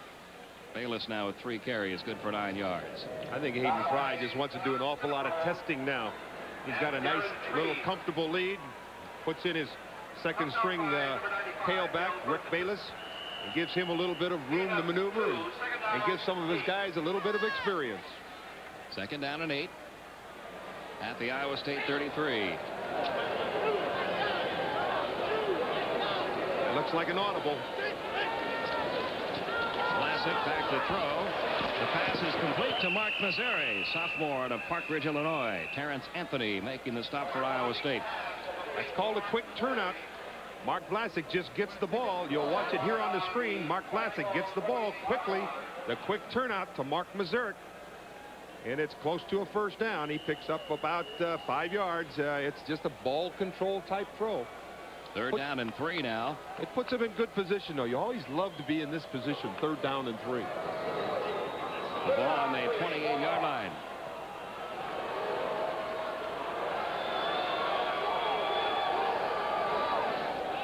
Vlasic faking the handoff. Penalty markers go down. Vlasic goes down as well. Back at the 44-yard line. Probably a holding call. That's what it usually is by the referee back there. It is holding against Iowa, but he's tackled back there anyway, so I'm sure that Iowa State will refuse. You see Jim Kreiner saying exactly that. Turn that baby down. He listened to me. I think I got a straight one right down to him. 16-yard loss on the play. That's the first time that the Cyclones have gotten to Mark Vlasic. As a matter of fact, it's the first time they've gotten close to him today. The sack made by Robert Dabney, that junior college transfer from Triton Junior College. He was moved into this program and earned a starting spot right away. So now it's a 4th down, 19 yards to go for the first down. Marv Cook probably will come in to kick. That's who it is. The ball inside the 50. That's when Cook handles the punting. Costrubella does it the rest of the time. There's the boot by Cook. Jeff Dole lets it go into the end zone. It'll be brought out to the 20-yard line. That's where Iowa State will put it in play. A 44-yard boot by Marv Cook. So the clock stops with 4:16 remaining in quarter number 2. There's your score. Iowa leading by 19. This is Super Football Saturday on Turner Network Television. Where can you find lean, tender, and flavorful meat like this? And at a surprisingly low price? That's right. 4 minutes, 16 seconds remaining in the first half. We are back at Kinnick Stadium. Iowa State has the ball. Ron Kramer along with Pete Van Weeren with you from Iowa City. And the Cyclones trying to get something started here. Espinoza has a man open across the 40-yard line, but it's incomplete. Joe Henderson was the open man. Kyle Crow back in the coverage. You know, Espinoza's still paying for it. Every time he throws, somebody's on top of him, somebody's hitting him, somebody's rushing him. Very difficult for him to make any big plays or to complete any big passes. This is an important possession for Iowa State. They could maybe turn the momentum around a little bit in this ball game. Yeah, if they could get something going. Yeah. Even if it's moving the ball. You saw what a difficult time of it Espinoza's been having. Only 3 out of 14.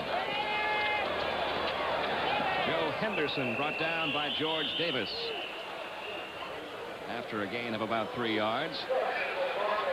Davis doing a good job at that middle linebacker spot. Henderson, a sophomore out of Chicago, good size, 6 feet, 200 pounds. 5 carries for 10 yards for Joe Henderson. Nobody on that Iowa State team is really doing much of anything today. We'll see the statistics at halftime. There's 3:39 left here in the first half. 3rd down and 6.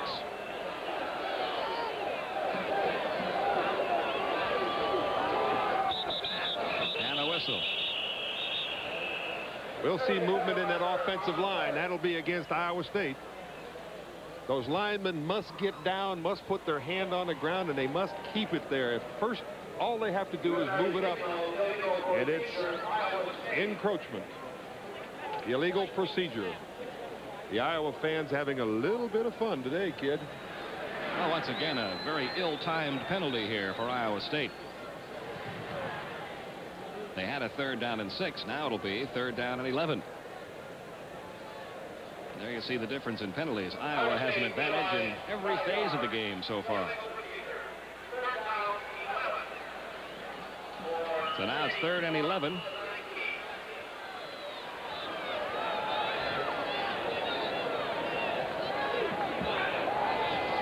Espinoza under pressure, trying to evade it. Can't find an open man, runs out of bounds. Excellent coverage by Iowa all the way around there. They had pressure on the quarterback, and they had every receiver covered. And they had the blitz going. Lost 4 yards on the play. Alex Espinoza for Iowa State. This poor guy, he's running for his life. Watch this guy. He's right out of the pocket. There's no way he can see anything developing anymore. Good blitz. Mike Burke, number 5. John Vreese, number 57. The two that applied the pressure that time. Rick Frank with another punt. This one coming to Smith right at midfield. Robert Smith gets about a yard into Iowa State territory, and Iowa gets the ball back. A 34-yard kick. Good enough. Anthony Hoskins on the tackle.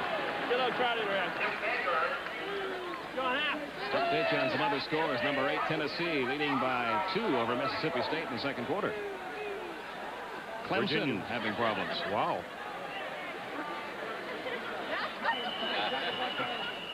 Here it is 19-0 Iowa.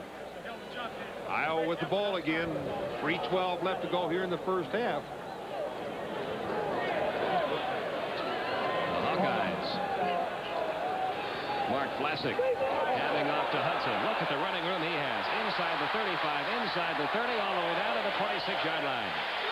Hudson now over 100 yards. Anthony Hoskins finally brought him down for Iowa State, but Hudson had all kinds of running room that time.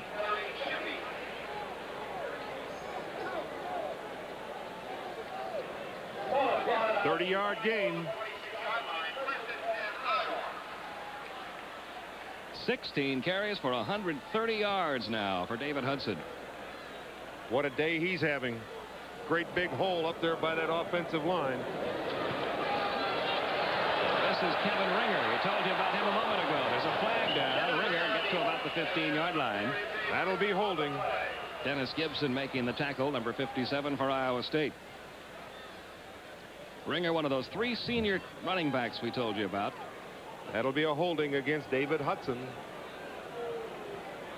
Maybe he was a little tired after that last run, and he just sort of hung on to that defensive linebacker. What a good run by Ringer. Can't talk about it. You really can't talk about those very much because of the penalties against you. It just really doesn't even go in the books. So this one will be stepped off against the Hawkeyes. It'll come back. Hayden Fry told me he was going to bring in a Ringer today. You know that, don't you? He just did. There's Hayden. He's got a lot up his sleeve. That's holding against Iowa. So it's now 1st and 20. At the 36-yard line. 2 minutes 44 seconds remaining in the first half.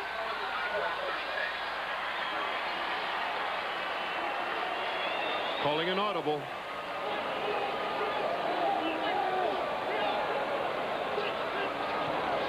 Vlasic with a straight drop. Has time to throw again. Mauro, the man is the intended receiver, and he was interfered with. No doubt in my mind. Brian Ruffner, number 18. Brian just never did look around for the ball, and he ran into the receiver. And you can see it. Watch this ISO now on number 47, Jim Mauro. Ran right straight down the field, and there he is down there, number 18, Brian Ruffner. Never looked back at the ball, and it's a good call by the referee, and it'll be a first down. So another penalty against Iowa State. And they have been hurt by that, as well as the strength of the Iowa offense and defense in this first half. That comes from the line of scrimmage.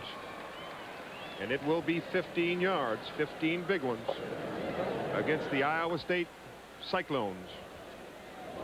So the ball will be moved to the 20-yard line. But you saw how much time Mark Vlasic had to throw the ball. He threw the ball 55 yards down the field. It takes you 5-6 seconds to run that far. Jim Kreiner has lost that smile that he had yesterday when we talked to him. Wouldn't you? First down, 10 yards to go from the 20. Vlasic gets rid of it, and it's caught by Hudson. Chris Moore brought him down. So Hudson showing another element of his game. He can catch the ball, too. Little outlet like Ronnie Harmon last year. Could catch the ball, could run it, could block, could do everything. And they're really relying this year on David Hudson. Of course, they well should. He's got over 130 yards already tonight.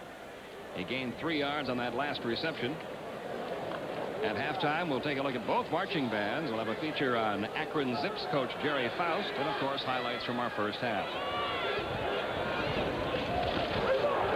On the reverse, Smith is going to throw it.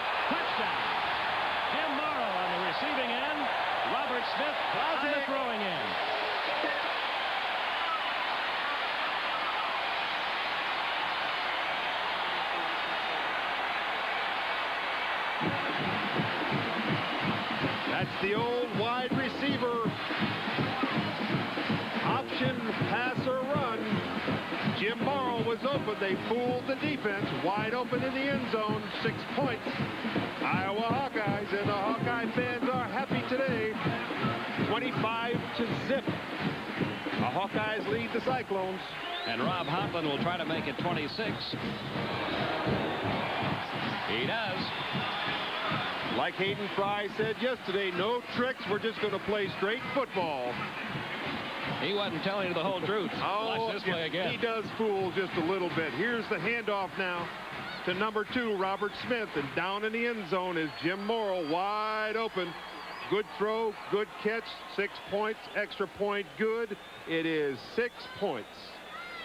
Here he comes. Here he comes now. Robert Smith. He's coming around. The handoff by David Hudson, and the pass downfield. Good. Oh, that was just good execution. And with 1:40 remaining now in the first half, it is 26-0 Hawkeyes. That's the kind of play that the Cyclones needed. And Iowa will kick the ball off to Iowa State one more time. Well, the Hawkeyes very, very impressive in this first half.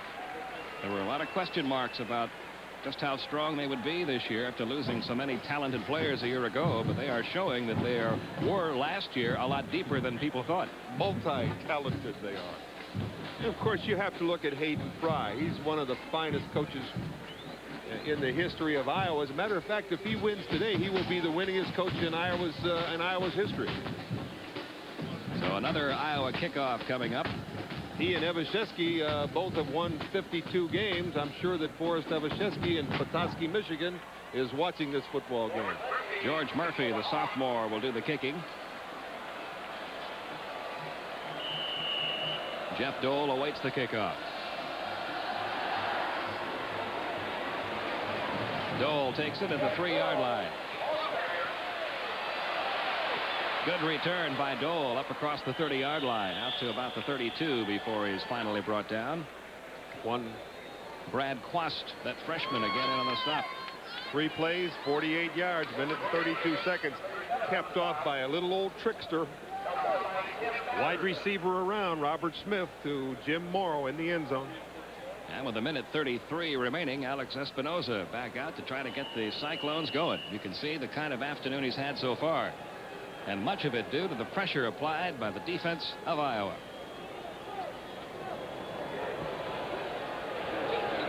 First down at the 32. Henderson, the ball carrier. Picked up a couple of yards, that's all. I think maybe he wants to go in only 26 points behind and say, all right, fine, kids, let's regroup, see if we can come out here in the second half and play. And some backup defensive players now getting a chance for Hayden Fry's Iowa team. That last tackle made by Tyrone Taylor, who backs up Dan Worth on the right side in the linebacking core. Second down and 8.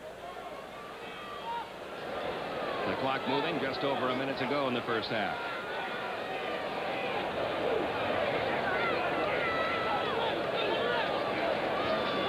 Espinoza has pressure applied again. Flags are down. He lost the football. Fell on it at the 25-yard line. Steve Thomas. They'll have motion.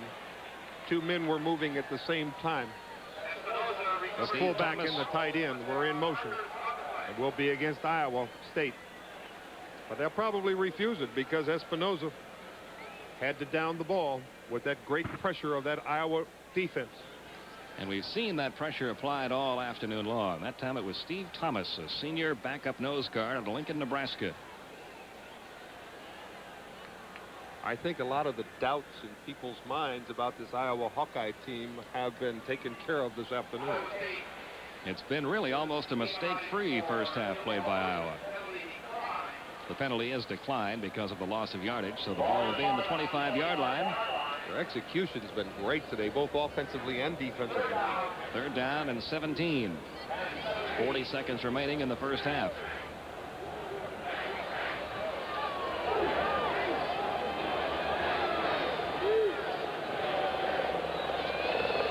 The handoff is to Andrew Jackson. And again, no running room at all. Gaining maybe a yard. When Iowa's run the football, they've averaged 5 or 6 yards per carry. When Iowa State's run the football, they've averaged a yard or two at best. At best. Timeout, Iowa. They're coming after them. There are 18 seconds remaining in the first half. Iowa would like to get their hands on the football one more time. Well, you go for the block kick. That's a big play in football.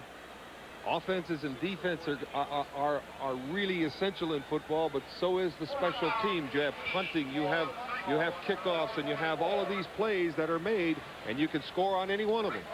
Rick Frank, who has kicked the ball very well for Iowa State today. He's had some long ones. About to try another one. Robert Smith, the deep man for Iowa, and he is fighting that sun a little bit right now. Looking right into it. Another good kick by Frank. Smith at the 38. Pretty good return. He got inside the 50, out of bounds at about the 47-yard line. 7 seconds remaining. Tim Baker of Iowa State forced him out. 38-yard kick, a 14-yard return. So now Iowa back on the field with 7 seconds remaining. We'll see what they do here. They lead it 26-0. Will they fire it up for grabs in his last play, or they just fall on it, Ron? I'm not going to predict anything Hayden Fry's doing, because he fibs to me just a little bit. We will see what Hayden Fry does with 7 seconds to go in the first half and a 26-point lead. Looks like he's got a double wing out there. He's going to throw it up. It sure That's does. what he's going to do. Vlasic back, firing up the middle. It is caught by the tight end Mike Flagg, and he'll go down at the 26-yard line. A penalty marker has been thrown back near the point of release by Mark Vlasic. The half's over anyway. Mike Flagg, a big tight end, 6'6", 244. He's out of Cedar Falls, Iowa. Well, there's 2 flags on the play. One caught the ball and one in the backfield for holding. Well, the holding penalty will be declined as the half has come to an end. And the Iowa fans at Kinnick Stadium are on their feet as the Hawkeyes head for their dressing room with a halftime lead of 26-0 over Iowa State. We're back at Kinnick Stadium in Iowa City. Pete Van Weren along with Ron Kramer, and it's been all Iowa to this point, 26-0. The Hawkeyes leading the Cyclones at halftime in a first half round that was totally dominated by Iowa, both offensively and defensively. Very impressive Iowa offense with Mark Vlasic, and throwing the ball to Jim Mauro and Robert Smith. They haven't even used their greatest tight end of all time, Mike Flagg, number 88. And they're moving the ball, but on the ground, that good blocking up front by that offensive line, and Kevin Harmon moving the ball. But David Hudson, the one they're really counting on as hard as they can here in the second half, so they don't collapse totally and completely, and Iowa scores another 50 points against them. It'll be Iowa kicking off. In all categories, what you were saying, the Hawkeyes lead, and I think also in size. The Hawkeyes are a very big physical football team and have shown it in the line play today, both offensively and defensively. Once again, George Murphy with the kickoff chores for Iowa, and Jeff Dole is deep for Iowa State. And we're underway with quarter number 3, a short kick. It's going to be handled by Andrew Jackson back at the 11-yard line. He'll get to about the 29 before he's forced out of bounds by George Davis. Good field position for Iowa State to start here in the second half. And this can be an important time in the game when you're down by 26 points. You have the ball, you get pretty good field position. If you're going to do anything offensively, it'd be a good time to get it going right now. If you don't, it can take all the wind out of your sails. They will bury them if they don't get it going here quickly. And it's going to be up to Espinoza, because they're going to have to go back to their game plan and see if they can get some points on the scoreboard. Espinoza completing only 3 out of 14 passes in the first half. And he begins the second half with a handoff to Joe Henderson. Well, as I said, they went right back to their game plan. They're going to try to run the ball a little bit against the Iowa Hawkeyes. The Hawkeyes were coming so hard on Espinoza on every pass play. I mean, there's no way that he could ever complete a pass. George Davis made that last tackle. He, too, has sparkled here defensively this afternoon. After a gain of 3 yards, it'll be second down. A little less than 7 yards to go for the first down. The ball at the 34-yard line. Espinosa back to throw. That was Andrew Jackson. Look at how quickly that defense is out there on him. Big Richard Pryor. That's a little quick screen out to the right. They had a triple wing. Tried to throw it out there. No yardage gain, so it's now 3rd down and 7. In fact, a loss of a yard there.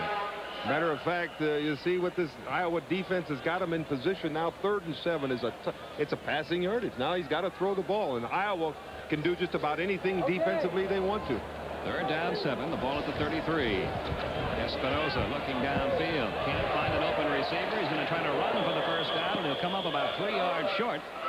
Kerry Burt making the tackle for Iowa. And again, that time, not only was the pressure on Espinosa, but the receivers were well covered as well. Espinosa played that ostrich trick. Got his head in the ground, get out of the way, because there were some people really coming at him. Kerry Burt almost tore his head off, but fortunately for Alex Espinosa, he got to the ground quickly. It'll be a 4th down, and Iowa holds again with only 6 yards gained for Iowa State.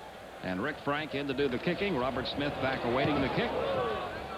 Frank gets another good kick away. He's been one very bright spot. Smith almost lost that ball. Very quick recovery there by Robert Smith after a 32-yard kick. Well, they're hard to catch when it's right in the sun, but of course Robert Smith kept it in front of him that time, and he just takes his eye. Look at he's got it in the sun there. He has it in his hands, but kept it in front of him and wisely jumped on it very quickly. And it'll be Iowa's ball again on the 31-yard line. 32-yard kick by Iowa State. Hayden Fry begins quarter number 3 with the same unit that played most of the first half. Vlasic handing off to Hudson. Hudson, tough to bring down, isn't he? Brian Reffner applied the final hit there for Iowa State. Well, Rick Bayless is getting a little more play here in the 3rd period. Hudson now with tailback. 18 carries for 122 yards. Pretty good day already, and it's only the first half. 67,700. 35th consecutive sellout. I think I said 40 at the beginning. I think I read that someplace. After a 3-yard gain, 2nd down and 7. Just underway in quarter number 3. Vlasic has time again. Firing long downfield for Smith. He's got him inside the 20-yard line. Aaron Manning making the tackle, but a perfectly thrown ball by Mark Vlasic and a great reception by Robert Smith. Oh, so much time back there for Mark Vlasic. He just set up, let Robert Smith run right down. Here's an ISO on Robert Smith. He ran an out and an up, and he beat Aaron Manning so badly, and the ball was perfectly thrown again by Vlasic, and a big gainer for 50 yards and a first down on the 17-yard line for Iowa. So Iowa trying to get on the board again early in the 3rd quarter. Vlasic handing to Hudson, and for one of the few times today, Hudson can't find any running room. Big Bill Bertheson, senior right tackle out of Marshalltown, Iowa, 6'5", 285 pounds. He's a big one, and he finally made some penetration. It was a little handoff to Hudson. What a delayed handoff to Hudson, trying to get it up the middle. A block was missed on Bertheson, and it's going to be 2nd down and 13 yards. The ball on the 20-yard line. Vlasic with time again. The pass incomplete. Smith, the intended receiver. Terrence Anthony back there in the coverage. A penalty marker is down. Back near the spot where the ball was thrown. Those are usually holding penalties against the offense, and it probably will be against Iowa, and is. That's been about the only thing that's gone wrong for Hayden Fry's troops today. They have been guilty of a few holding calls. Boy, that's a real hard play to call, because you can use your hands so much now. Here's the holding at the top of your screen. Watch the flag come in there. So it's a penalty against Iowa. Iowa plays here again next week. They'll be facing Northern Illinois. We're going to have a 2nd down and 23 at the 30-yard line now. Iowa penalized 10 yards holding. had quite a few holding penalties against Iowa, as you mentioned. That's been really the only blot on their performance this afternoon. Well, you're bound to get some here in the first game of the season. 2nd down and 23. The ball at the 30-yard line.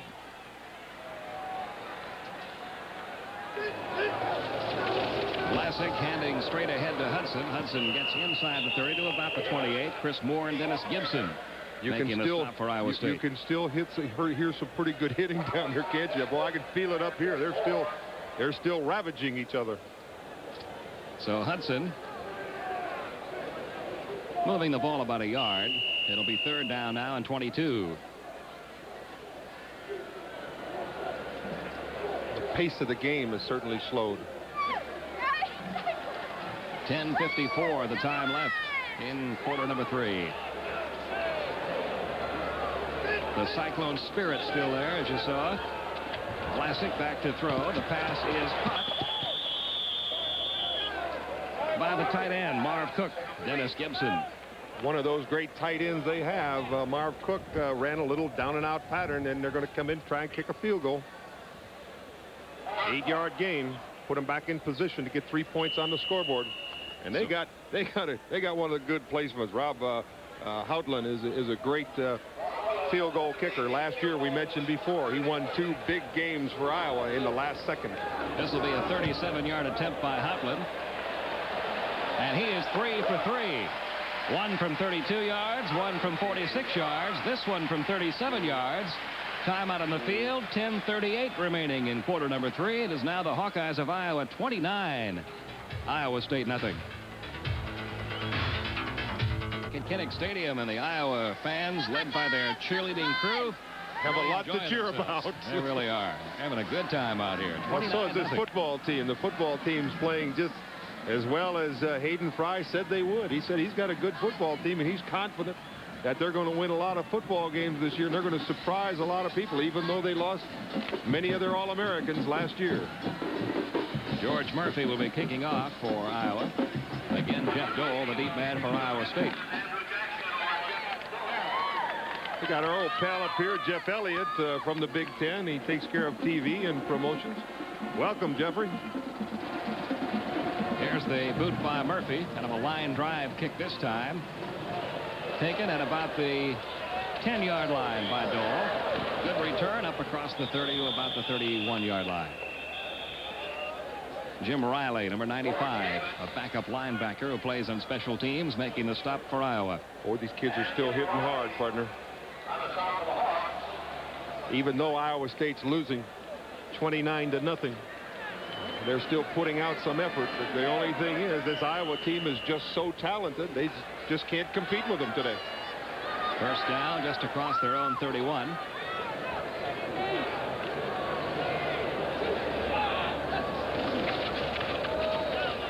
Espinosa's pass almost intercepted by Kerry Burt, number 3. Boy, it's just nothing is going to go right for them. You made mention of something yesterday to me, though, that when we met with this Iowa State football team, they just didn't look confident enough to play this football game. And, you know, I sometimes wonder how you can see these things. You sort of sensed that, didn't you? We talked about it coming back from Cedar Rapids, where the Iowa State team was staying. The kids almost seemed a little frightened about this ball game. I couldn't see that, but of course you did, and looks like today maybe they are. It is 2nd down and 10. Espinosa rolling right, and there's that pressure again. The pass incomplete, and the reason, the pressure applied this time by Jeff Drost, number 76. He's been back in Alex Espinosa's eyes all day long. Oh, poor Alex Espinosa. Espinosa's unbelievable. There's Drost. Watch him come through the line. Look at how quickly he gets off the line. Gets rid of his man in front of him, Brett Lawrence, and comes down on Alex Espinosa. And Alex threw the ball, but I'll tell you what, he paid for it. That's tough defense. And you saw the quickness of Jeff Drost, who is 6'5", 286 pounds. Add quickness to that. But Hayden Fry says he takes just little steps. They call him little step, not big step. 3rd down and 10.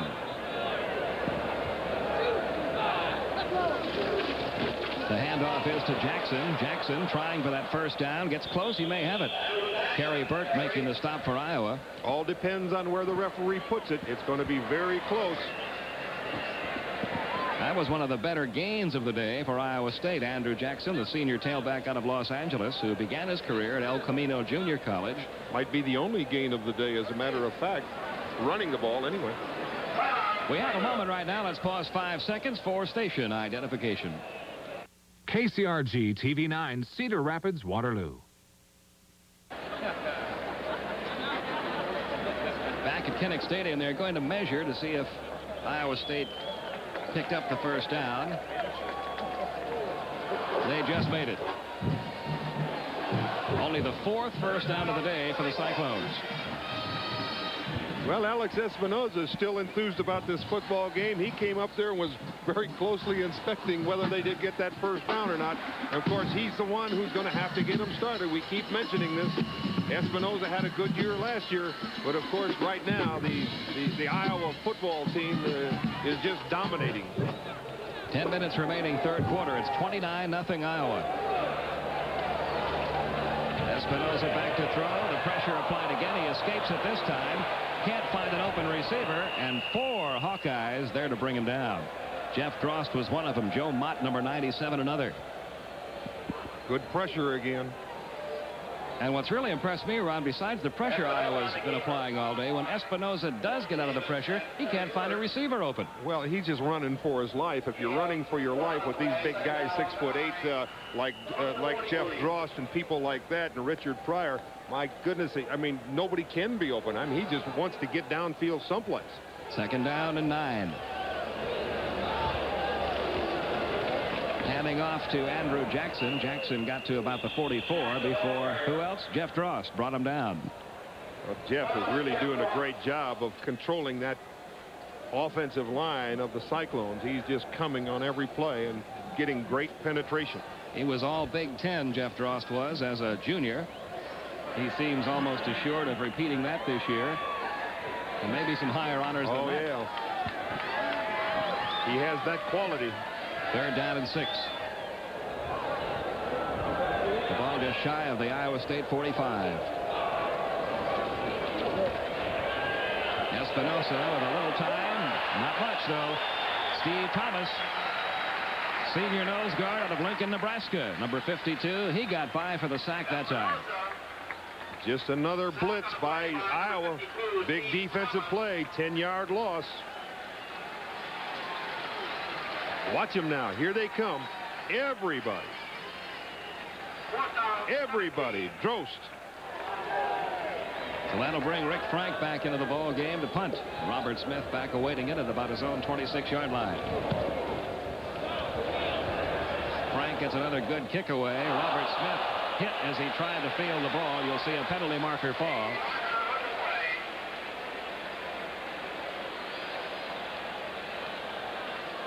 That was Jeff Dole, number 41, who arrived along with the football. Just a little too quickly.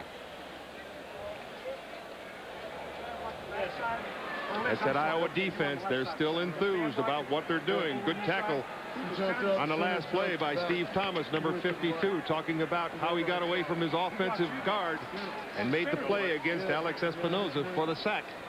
But do you notice how much more relaxed things are now in the early part of the third quarter than they were early in the first quarter when it was quite intense down there? Well, you weren't here yesterday because when we were taking headshots of this Iowa team, Hayden Fry really had them loose, and every one of them was smiling in front of the camera, and he'd say, okay, now I want you to smile for your mother back at home. And everybody, one right after the other, just smiled for Hayden Fry, and he says, I want you to have fun tomorrow, and it looks like they're really having a lot of fun today. And there's a guy not having a whole lot of fun right now. Jim Reiner. Nope. You never like to start this way, but that's the way it's begun for the Cyclones. We'll be right back. This is Super Football Saturday on Turner Network Television. It is 29-0. Iowa leading Iowa State, and Iowa after the penalty for the fair catch interference has the ball at their own 49-yard line. Up to about the 45 of Iowa State. Richard Bass, the sophomore fullback, in there now for David Hudson. Brought down by Chris Moore. The man after whom this stadium is named, Niall Kinnick, Heisman Trophy winner back in 1939. One of the 2 numbers retired here at Iowa. Who is the other one? Oh, you're going to get me on that one. Calvin Jones. Okay, 45-yard line. Second down, 4 yards to go for the Hawkeyes. You thought I was just a pretty face, huh? No, I never thought that. Vlasic back to throw. And it is intercepted. Dennis Gibson. Still on his feet, out of bounds at the Iowa 42-yard line. Right into the Iowa bench goes Dennis Gibson. Plenty of time for Mark Vlasic to throw the ball. He just misthrown it. Dennis Gibson standing right there. And that is the first turnover of the day for Iowa. For Iowa, yes. And look at all the time he's got. He's looking. He throws out here, throws it behind his receiver, Robert Smith. And was standing right there was Dennis Gibson, and he gets a big break for those Iowa State Cyclones. 7:06 left here in the 3rd period. Plenty of time. I don't think they're going to win, but I'll tell you what, they could really make a game of it if they get some points on the scoreboard. Well, let's see if they can take advantage now of this turnover. The ball just inside the 40-yard line. First down for the Cyclones. Espinoza back to throw on first down. He unloads it, and it is caught at the 25-yard line. Ken Sims brings down Robbie Minor. They're going to spot it at the 24. It's a first down for the Cyclones. And he paid for it again, Alex Espinoza, after he threw the ball. Big John Breeze threw him to the ground. Even though it was a good completion, they had the blitz on. But finally, Alex Espinoza gets the ball out there, and it's a first down for the Iowa State Cyclones. And the Cyclones have moved the ball a little bit better in the second half. 6 minutes, 50 seconds to go, 3rd quarter. Espinoza on first down with a deep drop. His pass for a gain of about 4 yards. Hughes Suffren, the receiver. Mike Burke making the stop. Suffren, a junior, split end from Banner Springs, Kansas. 84, here he comes right across the field. He looks at his other player, almost ran into his other end. Hughes Suffren, the junior from Bonner Springs, Kansas, with a gain of 4 yards at second down 6. At the Iowa 20. The handoff to Jackson, looking for running room, won't find much. Richard Pryor, big number 99 out of Elizabeth, New Jersey, got in there to make the tackle after a loss of about a yard. This will be a big play for the Iowa State Cyclones. 3rd down and 7 yards to go. If they can get this first down, they get 7 points in here. I mean, they could make a game of this. 3rd down and 7. 9 carries for 23 yards now for Andrew Jackson. And here comes a 3rd down play for the Cyclones. Espinoza handing off to Henderson. Mike Burke stayed with him. Mike Burke, the defensive right end from Davenport, Iowa. It looked for a moment like he was going to be blocked out on the play, but he just shed that blocker and made the tackle. Boy, he did a good job. They tried to sweep off tackle, and there's no way they're going to get around Mike Burke. Big plays defensively again. Iowa making every one of them. Well, Iowa State trying to get on the scoreboard now. Rick Frank will attempt the field goal from the 32-yard line. This will be a 42-yard attempt. He missed his earlier attempt from 52 yards. And this one is no good. So the Hawkeye fans continue to cheer for their defense, which so far has shut down Iowa State totally. Even when they make a big play, they can't get any points on the scoreboard. In Iowa City, it's 29-0 Iowa. The missed field goal gives the Hawkeyes the ball back at the 25-yard line. But again, the defense made the big play. It was 3rd down and 7. And they made a big play. Number 52 or number 5, Mike Burke. Vlasic, who's had a good day in his first start for Iowa. Handing off on first down. Number 23, Richard Bass, is in there now for David Hudson. He's a sophomore from Omaha, Nebraska, 5'9", 210. Brought down by number 5, Kevin Collins. Hayden Fry may want to make his kids tough now and say, okay, you're going to run the ball no matter what. And Bass getting some experience out there today. 3 carries now for 27 yards. So out of that fullback spot, Hudson and Bass have combined for close to 150 yards. Not bad, huh? And there's still a lot of time left in this game. 4 minutes plus remaining in the third quarter. This time, Kevin Ringer, the ball carrier. Darren Tree brought him down. Ringer, 5'9", 190-pound senior out of Dayton, Ohio. They all seem to run just alike, don't they? He's got a lot of depth this year again. It is now 3rd down and 4. Now, you can't be sleeping at a time like this. No, Thank she's you. not sleeping. Wake up, little Susie. 3rd down and 4. At their own 31-yard line.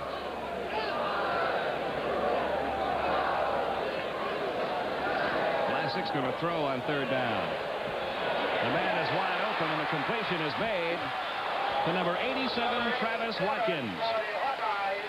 And let's focus on him for a while. 87 Travis Watkins is a freshman from Claremont, California, where he was a teammate of one of the most sought-after quarterbacks in the nation, Dan McGuire, who also is here at Iowa. And watch this play right here. Travis Watkins running a drag-out pattern, cleared out by Jim Mauro, and it's a perfectly thrown ball by Mark Vlasic for the first down the sideline. I like the way this young freshman, 18 years old, ran his pattern. He was down off the ball quick, got down, made a good square cut out. It's a first down at the Iowa State 47. Vlasic seemingly growing more and more confident as this game goes on. Fires long downfield. He got it. Jim Mauro. His 3rd touchdown of the afternoon.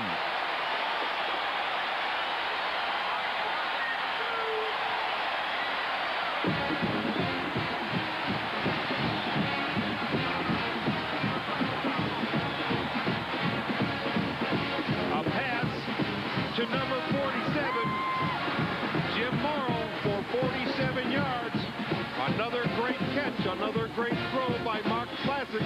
But again, we must emphasize, look at that offensive line. He's got plenty of time to pump and then throw the ball. And watch Mauro get under the ball and just make a great catch in the end zone for 6 points. It is now 35-0, and Hayden Fry is smiling. As well he should. Score 36-0, 3:24 left in the first half. The extra point good by Rob Houghtlin. Iowa continues to roll. 3 minutes and 24 seconds remaining now in the third quarter. Just remember one thing, we got a whole nother quarter to go. It's 6. And there's Bruce Gear again. Number 94. Jeff crossed. Everybody's across that line of scrimmage. A masterful game by the Iowa Hawkeyes today. So that brings up a 4th down and about 11. Hayden Fry can be very proud of all of his Hawkeyes. Rick Frank again in to do the kicking. And Robert Smith is deep. Frank gets the kick away, heading toward the end zone. And that's where it'll land. So it'll come out to the 20-yard line. 41-yard kick by Frank. But only a 21-yard net as it comes out to the 20. Iowa will take over again. They got a lot of their second and third stringers in now. Alabama having surprising difficulty with Southern Miss early. Tennessee is pulled ahead of Mississippi State. They were trailing early in the game. Georgia with a 3-0 lead over Duke. And that game in the third quarter. That's a surprise. Clemson being upset right now by Virginia Tech late. Hartlieb handing off to Bayless. No running room for Bayless this time. Dennis Gibson was right there. A loss of a yard. Bayless now with 5 carries for 8 yards. We are not going to see very much in the line of great football right now because we're going to have third stringers in here. But we're going to see what Hayden Fry is going to try to do for his future. Hartlieb, a junior out of Illinois, back to throw, and he found his man. Pat Coppinger, a senior from Kansas City, Missouri. Aaron Manning. Coppinger on a down and out, 10 yards. Hartlieb hit him perfectly. First down, Iowa. The Hawkeyes almost at will today have moved the ball. They did turn it over a couple of times, which stopped drives, but very few of their drives have been stopped by Iowa State. Well, they've just so dominated the line play offensively and defensively that Iowa State has not been able to move at all. First down at their own 31.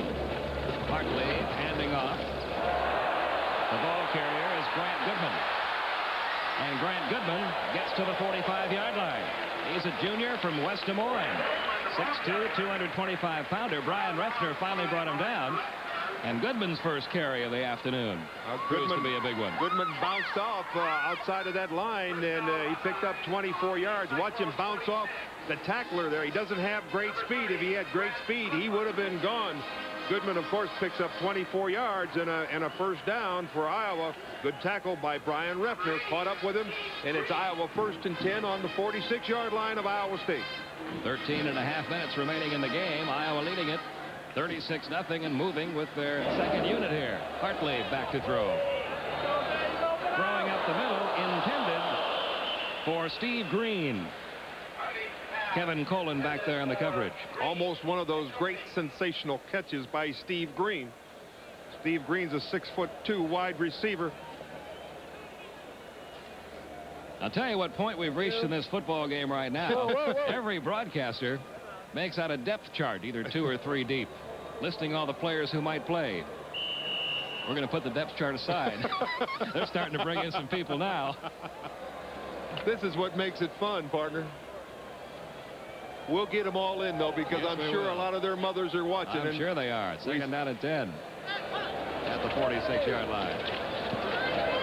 Rick Bayless up to the 43-yard line. Anthony Hoskins in there to make the stop. I gotta wonder, let me ask you one question right now about the Jeff Braswell situation. The middle linebacker, who was a second-team Big 8 player last year, ruled ineligible before today's game.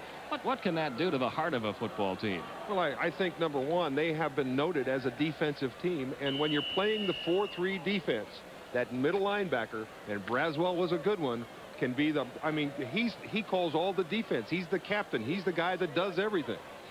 So that leader. That got the Iowa State day off on the wrong foot before the game ever began. 3rd down and 7. Hartley back to throw. And he completes it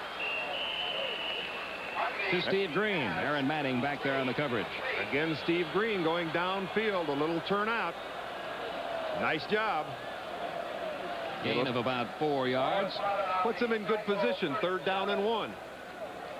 Clock continuing to run. Iowa leading 36-0. 12 minutes and 10 seconds left in this football game. It is a 4th down and 1.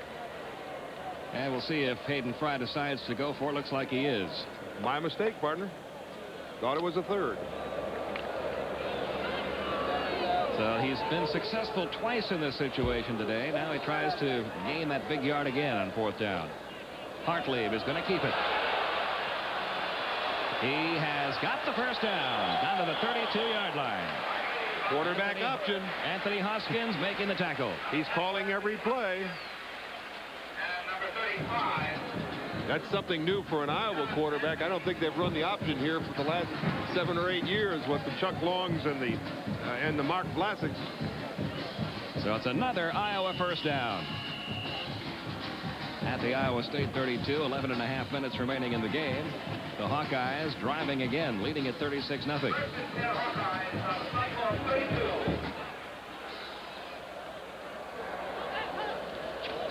Hartley hands it off to Bayless. Bayless inside the 30. He's gone. All she wrote.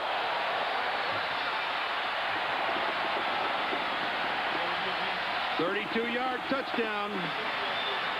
Good blocking up front.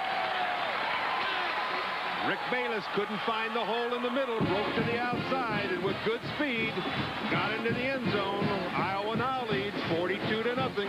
Good cutback. You see that cutback there? Marvelous cutback. With good speed into the end zone, touchdown. That was Aaron Manning that almost got him, but got there just a shade late. Now Rob Houghtlin will try to make it 40-free.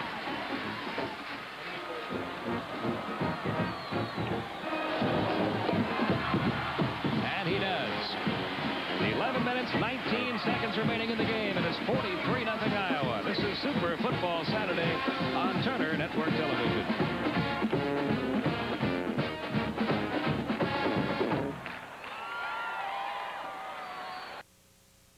If something works, I stay with it, and it goes back to the days when I was obligated to milk 7 or 8 cows in the morning before I could come in for breakfast. And one morning I'd milk the old black and white cow and didn't fill up my pail, and I put it down on the porch. I started in to get my breakfast. My father saw me and he said, "Hayden," he said, "which cow did you milk?" And I said, "Well, I milked that old black and white one over there." And he said, "Son, you didn't get all the milk."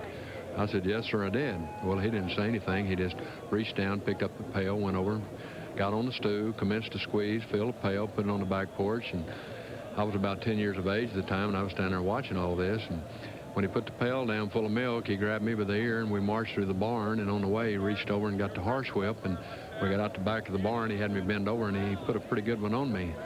And when I straightened up, he said, "Son," he said, "I want you to remember something. I want you to remember it the rest of your life. If you have something going good for you, squeeze it till it's dry." Is he a beauty? He's a storyteller, isn't he? Oh, he's a beauty. I guarantee you that. He's squeezing it dry today, isn't he? 43-0. Look at that. 8 plays, 80 yards. 32-yard touchdown by Bayless. A good run by Bayless into the center and out to the outside. George Murphy will kick off again. Jeff Dole awaiting it. Still 11 minutes and 19 seconds to go in this one. A short kick this time, fielded by Henderson. And he gets to about the 31. Penalty markers go down. Torque Hook making the stop. Torque Hook? Well, that's a great name, ain't it? And we'll see what the flags are all about.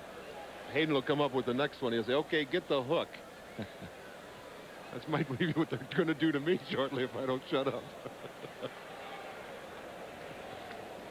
Well, Iowa just dominating this football game. It's against Iowa State again. A penalty. Clipping against Iowa State. And the long afternoon continues for Jim Kreiner. It's just pouring on Iowa State. It's about a 2-hour and 15-minute bus ride back to Ames, Iowa, where Iowa State is located. That'll seem more like 4 hours and 15 minutes today. Maybe like 3 days. Clipping on the receivers.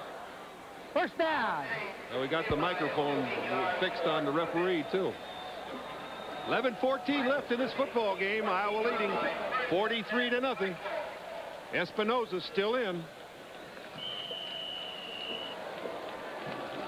And they'll start the ball in play all the way back at their own 14-yard line.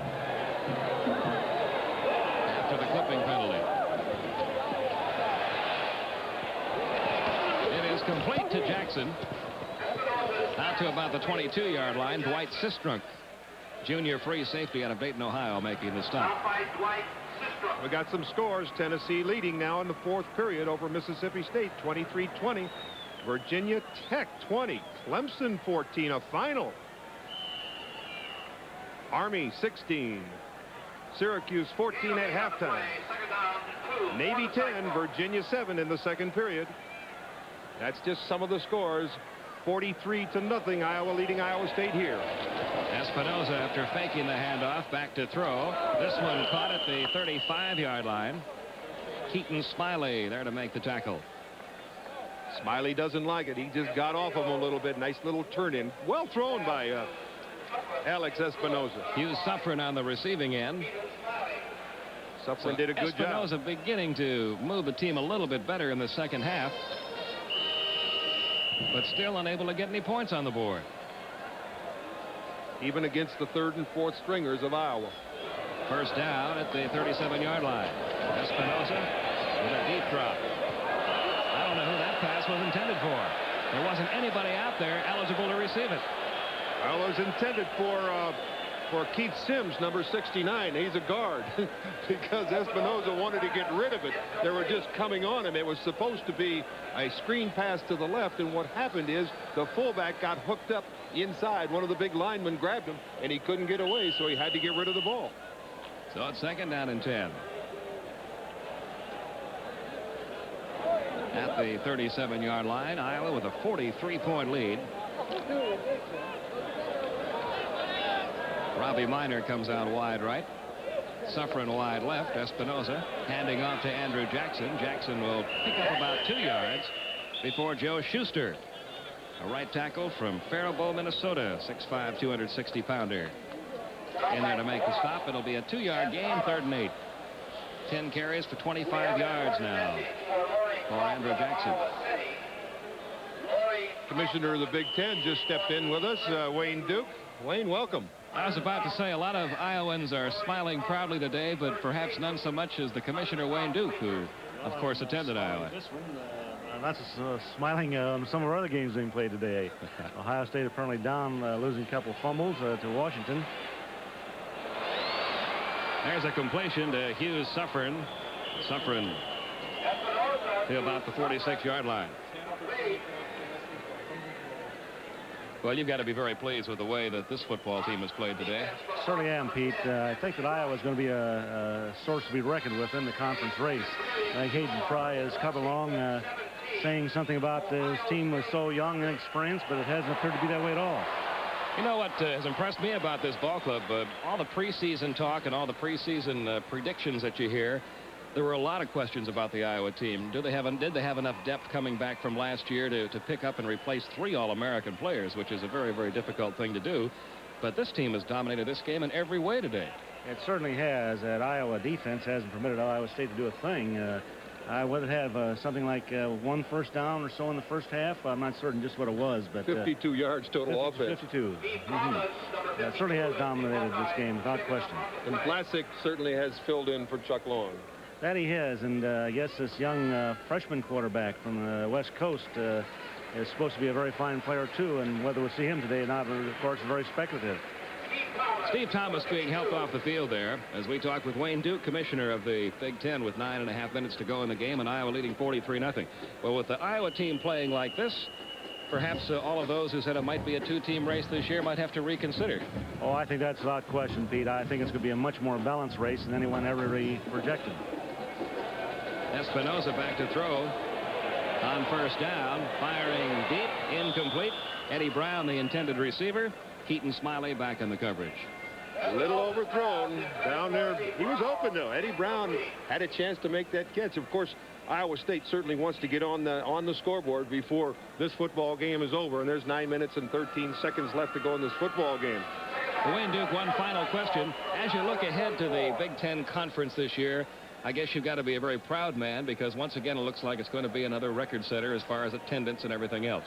Absolutely. Our projections and our season ticket sales so that we'd have any number of sellouts and undoubtedly another national football attendance record. And we get a whistle as the ball is snapped to Espinoza. Penalty marker down, 9:11 to go in the game. Iowa leading at 43-0. You saw that graphic a moment ago. It has been totally Iowa. And Wayne Duke, we thank you very much for stopping by. We're proud to be back with the Big Ten. Well, we're proud to have you folks with us. We'll have good games for you all the way along the line. Well, we're going to have them this week and next week, and of course the week after that. Wayne, we'll see you. Wayne Duke, the commissioner of the Big Ten, joining us here. Legal procedure on the offense. Still second down. It is now second down, 15 yards to go.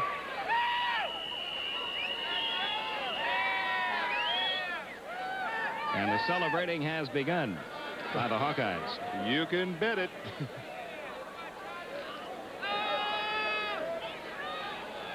Espinoza lining up out of that shotgun again.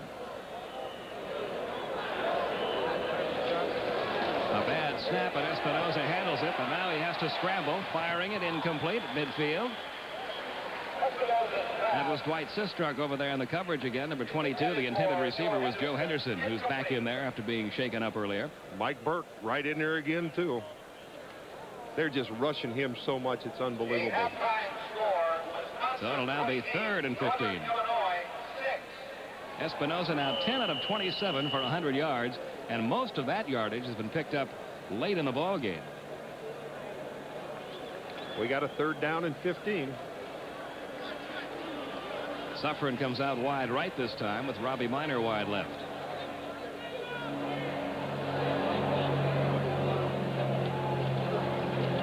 Espinoza with a straight drop, firing long downfield for Robbie Minor. What a defensive play. Keaton Smiley, the sophomore from Duncanville, Texas.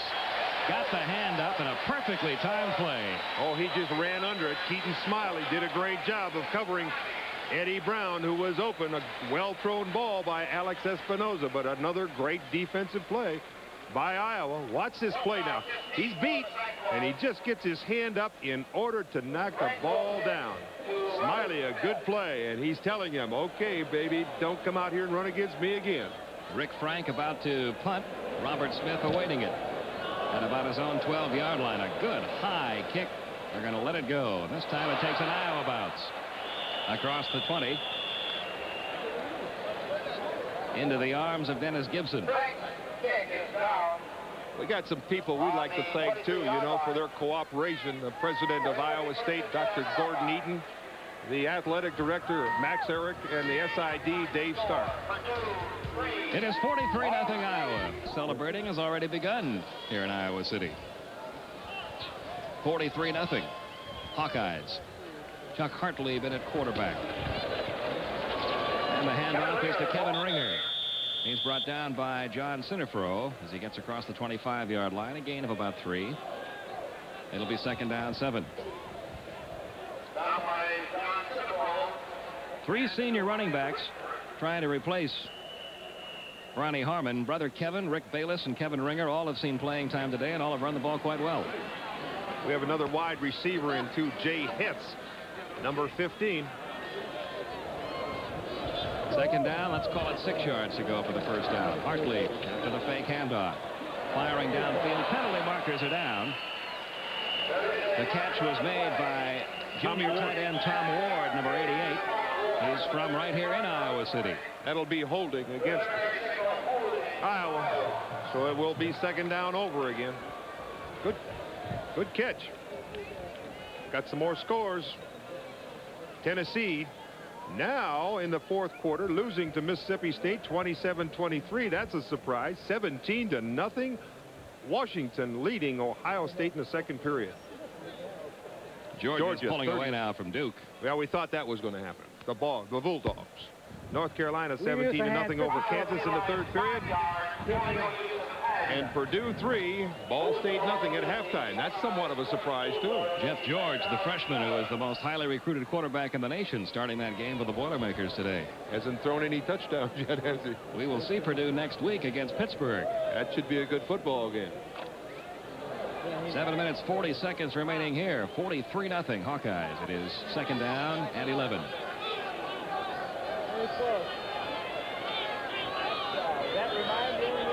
Chuck Hartley with a straight drop.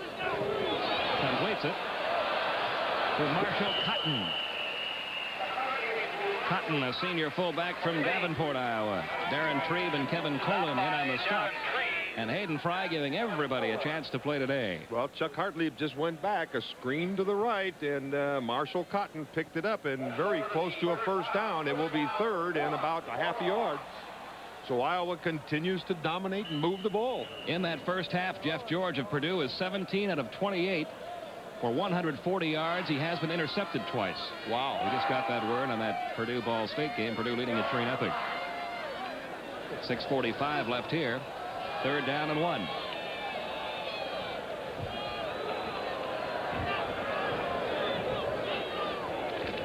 Hartley hands off to his fullback. It's another 1st down for Iowa.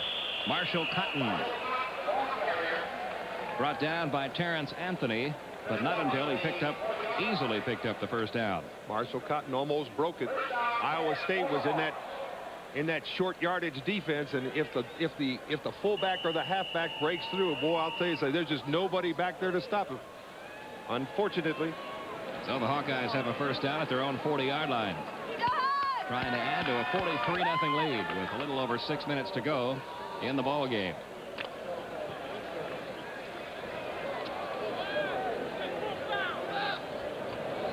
First down at the 40. Cotton again the ball carrier. This time no gain. Dennis Gibson and Don Edwards making the stop. The correction, Chris Moore. So Cotton with his 2nd carry. Now is a total of 6 yards. And the substitution continues freely here for Iowa. Played an awful lot of young fellas today. But the one guy we haven't seen yet is the one from California, Claremont, Dan McGuire, that big quarterback. I'll tell you a guy who's in there now we got to focus on for a moment. He's the wide receiver way out to the right. Number 26, Peter Marciano. Back to throw is Hartley.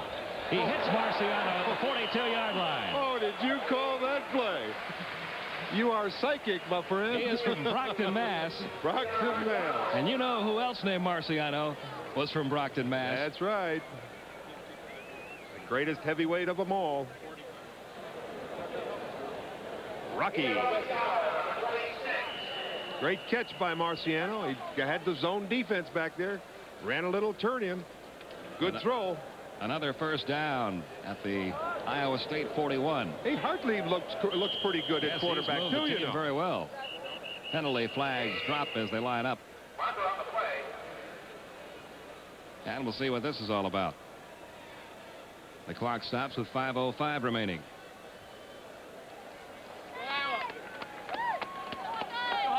Procedure call against Iowa.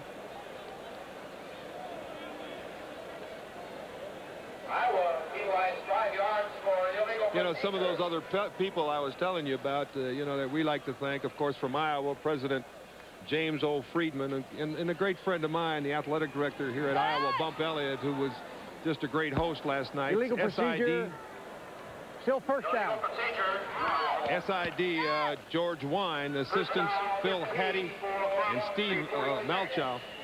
And boy, they've just been great to us. They have treated us well, as always, here in Iowa City. First down and 15 after the procedure penalty is marked off. Hartley back to throw. And this one is complete again to Kevin Ringer, who's bumped out of bounds at about the 42-yard line. A 4-yard gain.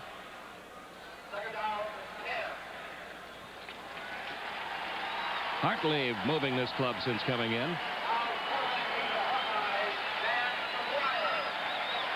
And now Dan McGuire has checked into the game.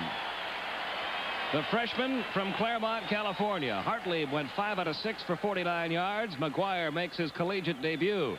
He's back to throw on first down, and he'll never forget his first play in college. You betcha. Meet Brian Refner. Brian Refner came from the blitz side, the blind side, and there's no possible way. There's no possible way that he could get it off. McGuire sacked in the backfield. Dan McGuire, 6'8", 230 pounds, from Claremont, California. His brother, Mark McGuire. He tackled him around the knees, and you know the funny thing, Brian Refner was standing up straight. He was one of the most highly recruited quarterbacks in the nation. He and Jeff George ranked 1 and 2 in the country, depending on whose list you looked at. Well, they got Travis Watkins from the same high school.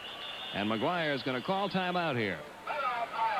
Look at the size of this young man coming off. One of our future great stars. His brother was an Olympic baseball player, now plays third base for the Oakland A's in the American League. So good athletes, the whole family. And the smiles. It is third down. 21 yards to go for the first down. McGuire with a straight drop.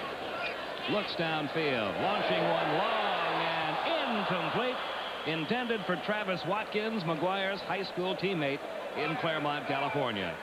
He threw that 55 yards, didn't even look like he was throwing it. What an arm on that guy, eh? There are only 3 freshmen this year who have not been redshirted by Hayden Fry. McGuire's one of them, Watkins is one of them, and Brad Quast, who's made some tackles on special teams today, is one of them. Well, McGuire had his man open, and he just overthrew by a few inches. There's the punt by Costraballa. Jeff Dole back at his own 11-yard line. Will not get too far, up to about the 15. Craig Clark, number 49, making the tackle. A 42-yard kick, a 7-yard return. And Iowa State gets the ball back with a little over 3 minutes to go. There's the Purdue banner flying high above Kinnick Stadium here. And next week, now that we've seen Dan McGuire, we'll have a look at that other freshman quarterback, Jeff George, as the Boilermakers play host to Pittsburgh. We'll have it for you beginning at 12:30 Central Time. Iowa State now beginning to use some different people. Curtis Warren, the running back that time. number 38. He gained about 2 yards and brought down by Brad Quast, that other freshman we were telling you about. He's from Des Plaines, Illinois, 6'2", 225 pounds. He's a good linebacker. Hayden Fry is high on him. A 2-yard gain, so it'll be 2nd down and 8. The time beginning to run out. Well, it's finally running out, and I'll tell you what, I'm sure that the Cyclones are happy that it is running out, but because this Iowa team has just dominated Iowa State today in every respect. The quarterback now is Brett Sadek, number 6, a junior out of Apple Valley, Minnesota, and a transfer from the University of Minnesota. He fires up the middle, incomplete at the 40-yard line. The intended receiver, Sylvester Nickerson, Mike Boland, back in the coverage for Iowa. Oh, that was a good throw there. Perfect throw by Sadek. Just wasn't held on to. Well, we mentioned about Dan McGuire that his brother is a major league ball player. The quarterback, Brett Sadek, in there now for Iowa State, is the nephew of Mike Sadek, a longtime major league catcher. 2:21 left. 3rd down, about 8. Sadek rolling right. Pass is incomplete, almost intercepted by Derek DeGennaro. Mike Boland. Where'd I get that? Well, I tell you, I might be looking at the Cyclones. I think I am. It gets a little tough in the closing minutes of a game like this, because these are the games where everybody plays. It is 4th down. Rick Frank into punt. We get some good use out of these flip cards today, don't we? Another good kick by Frank. And that is Peter Marciano again, getting the ball across the 40-yard line to the 41. Jeff Hansel making the tackle on Marciano. He was only 5'9", 165-pound sophomore. A 7-yard return after a 47-yard kick. And let's give credit where credit is due for Iowa State. Rick Frank has been called on all afternoon to get that ball out of there, and he has done that. He has punted very well. That last one for 47 yards. That's a good kick.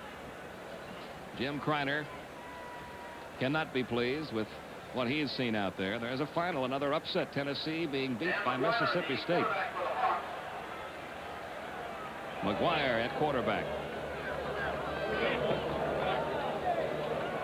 He drops back to throw on 1st down, and down he goes again. He lost the football, but Iowa recovers. That was Dave Murphy falling on the ball. Chris Moore delivered the hit. Welcome to the Big Ten, Dan McGuire. Welcome to college football. That's a 21-yard loss. His stats aren't starting out too good, are they? No, but everybody who's seen him play say, you just wait. Oh, yeah.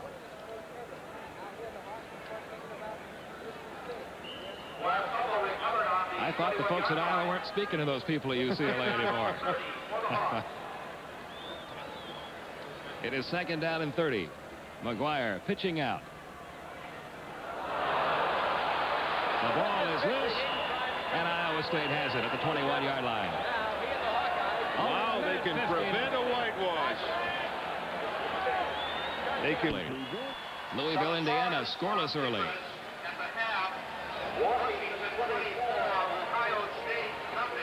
And there you see just how Iowa has dominated this thing. Very equal distribution of their points. They have scored through the air. They have scored on the ground. They have scored with their kicker, Rob Houghtlin, who has added 2 field goals. Correction, 3 field goals. And with a score of 43-7, the Hawkeyes get the ball back one more time. I think they're going to work on getting this one over, though.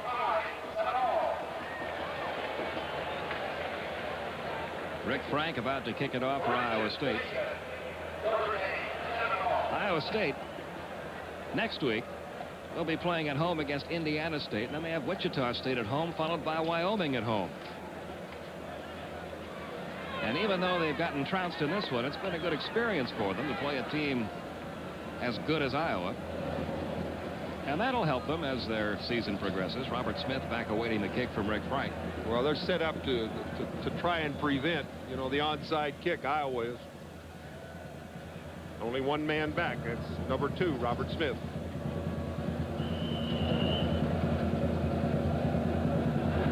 And Rick Frank attempting to loop it over those front men. Instead, it's picked up by Smith at about the 22. He reverses direction and is brought down back at the 13-yard line. That was Tim Baker on the tackle. Good hustle by Timmy Baker. So now the Hawkeyes with 1:02 remaining. Let's see who they send out there this time. They've got George Davis out there on offense. Tom Pohalski becomes the new quarterback, the 4th quarterback of the day used by Iowa. He too has a baseball connection. His father, Tom Pohalski Sr., pitched in the major leagues for the Cardinals and the Cubs. So everybody getting a chance to play today for the Hawkeyes. Pohalski pitching out to Bayless. And Bayless brought down for, looked like a loss of about a yard. Don Edwards made the tackle. -2 yards. 43 seconds remaining. Just substitution after substitution going in for this Iowa Hawkeye team. Devin Harberts is checked into the game as a wide receiver. He's a sophomore in Walnut, Iowa. They've just made the announcement that Hayden Fry, with his victory, becomes Iowa's all-time winningest coach. I asked him about that yesterday. He says, "Oh, I didn't even know that." The ball carrier was Grant Goodman, a junior from Des Moines. Greg Leiter making the tackle.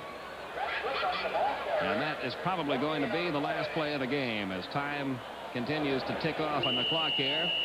And now the celebration can officially begin here at Kinnick Stadium as Iowa, totally dominating this first game of theirs this season, has crushed Iowa State.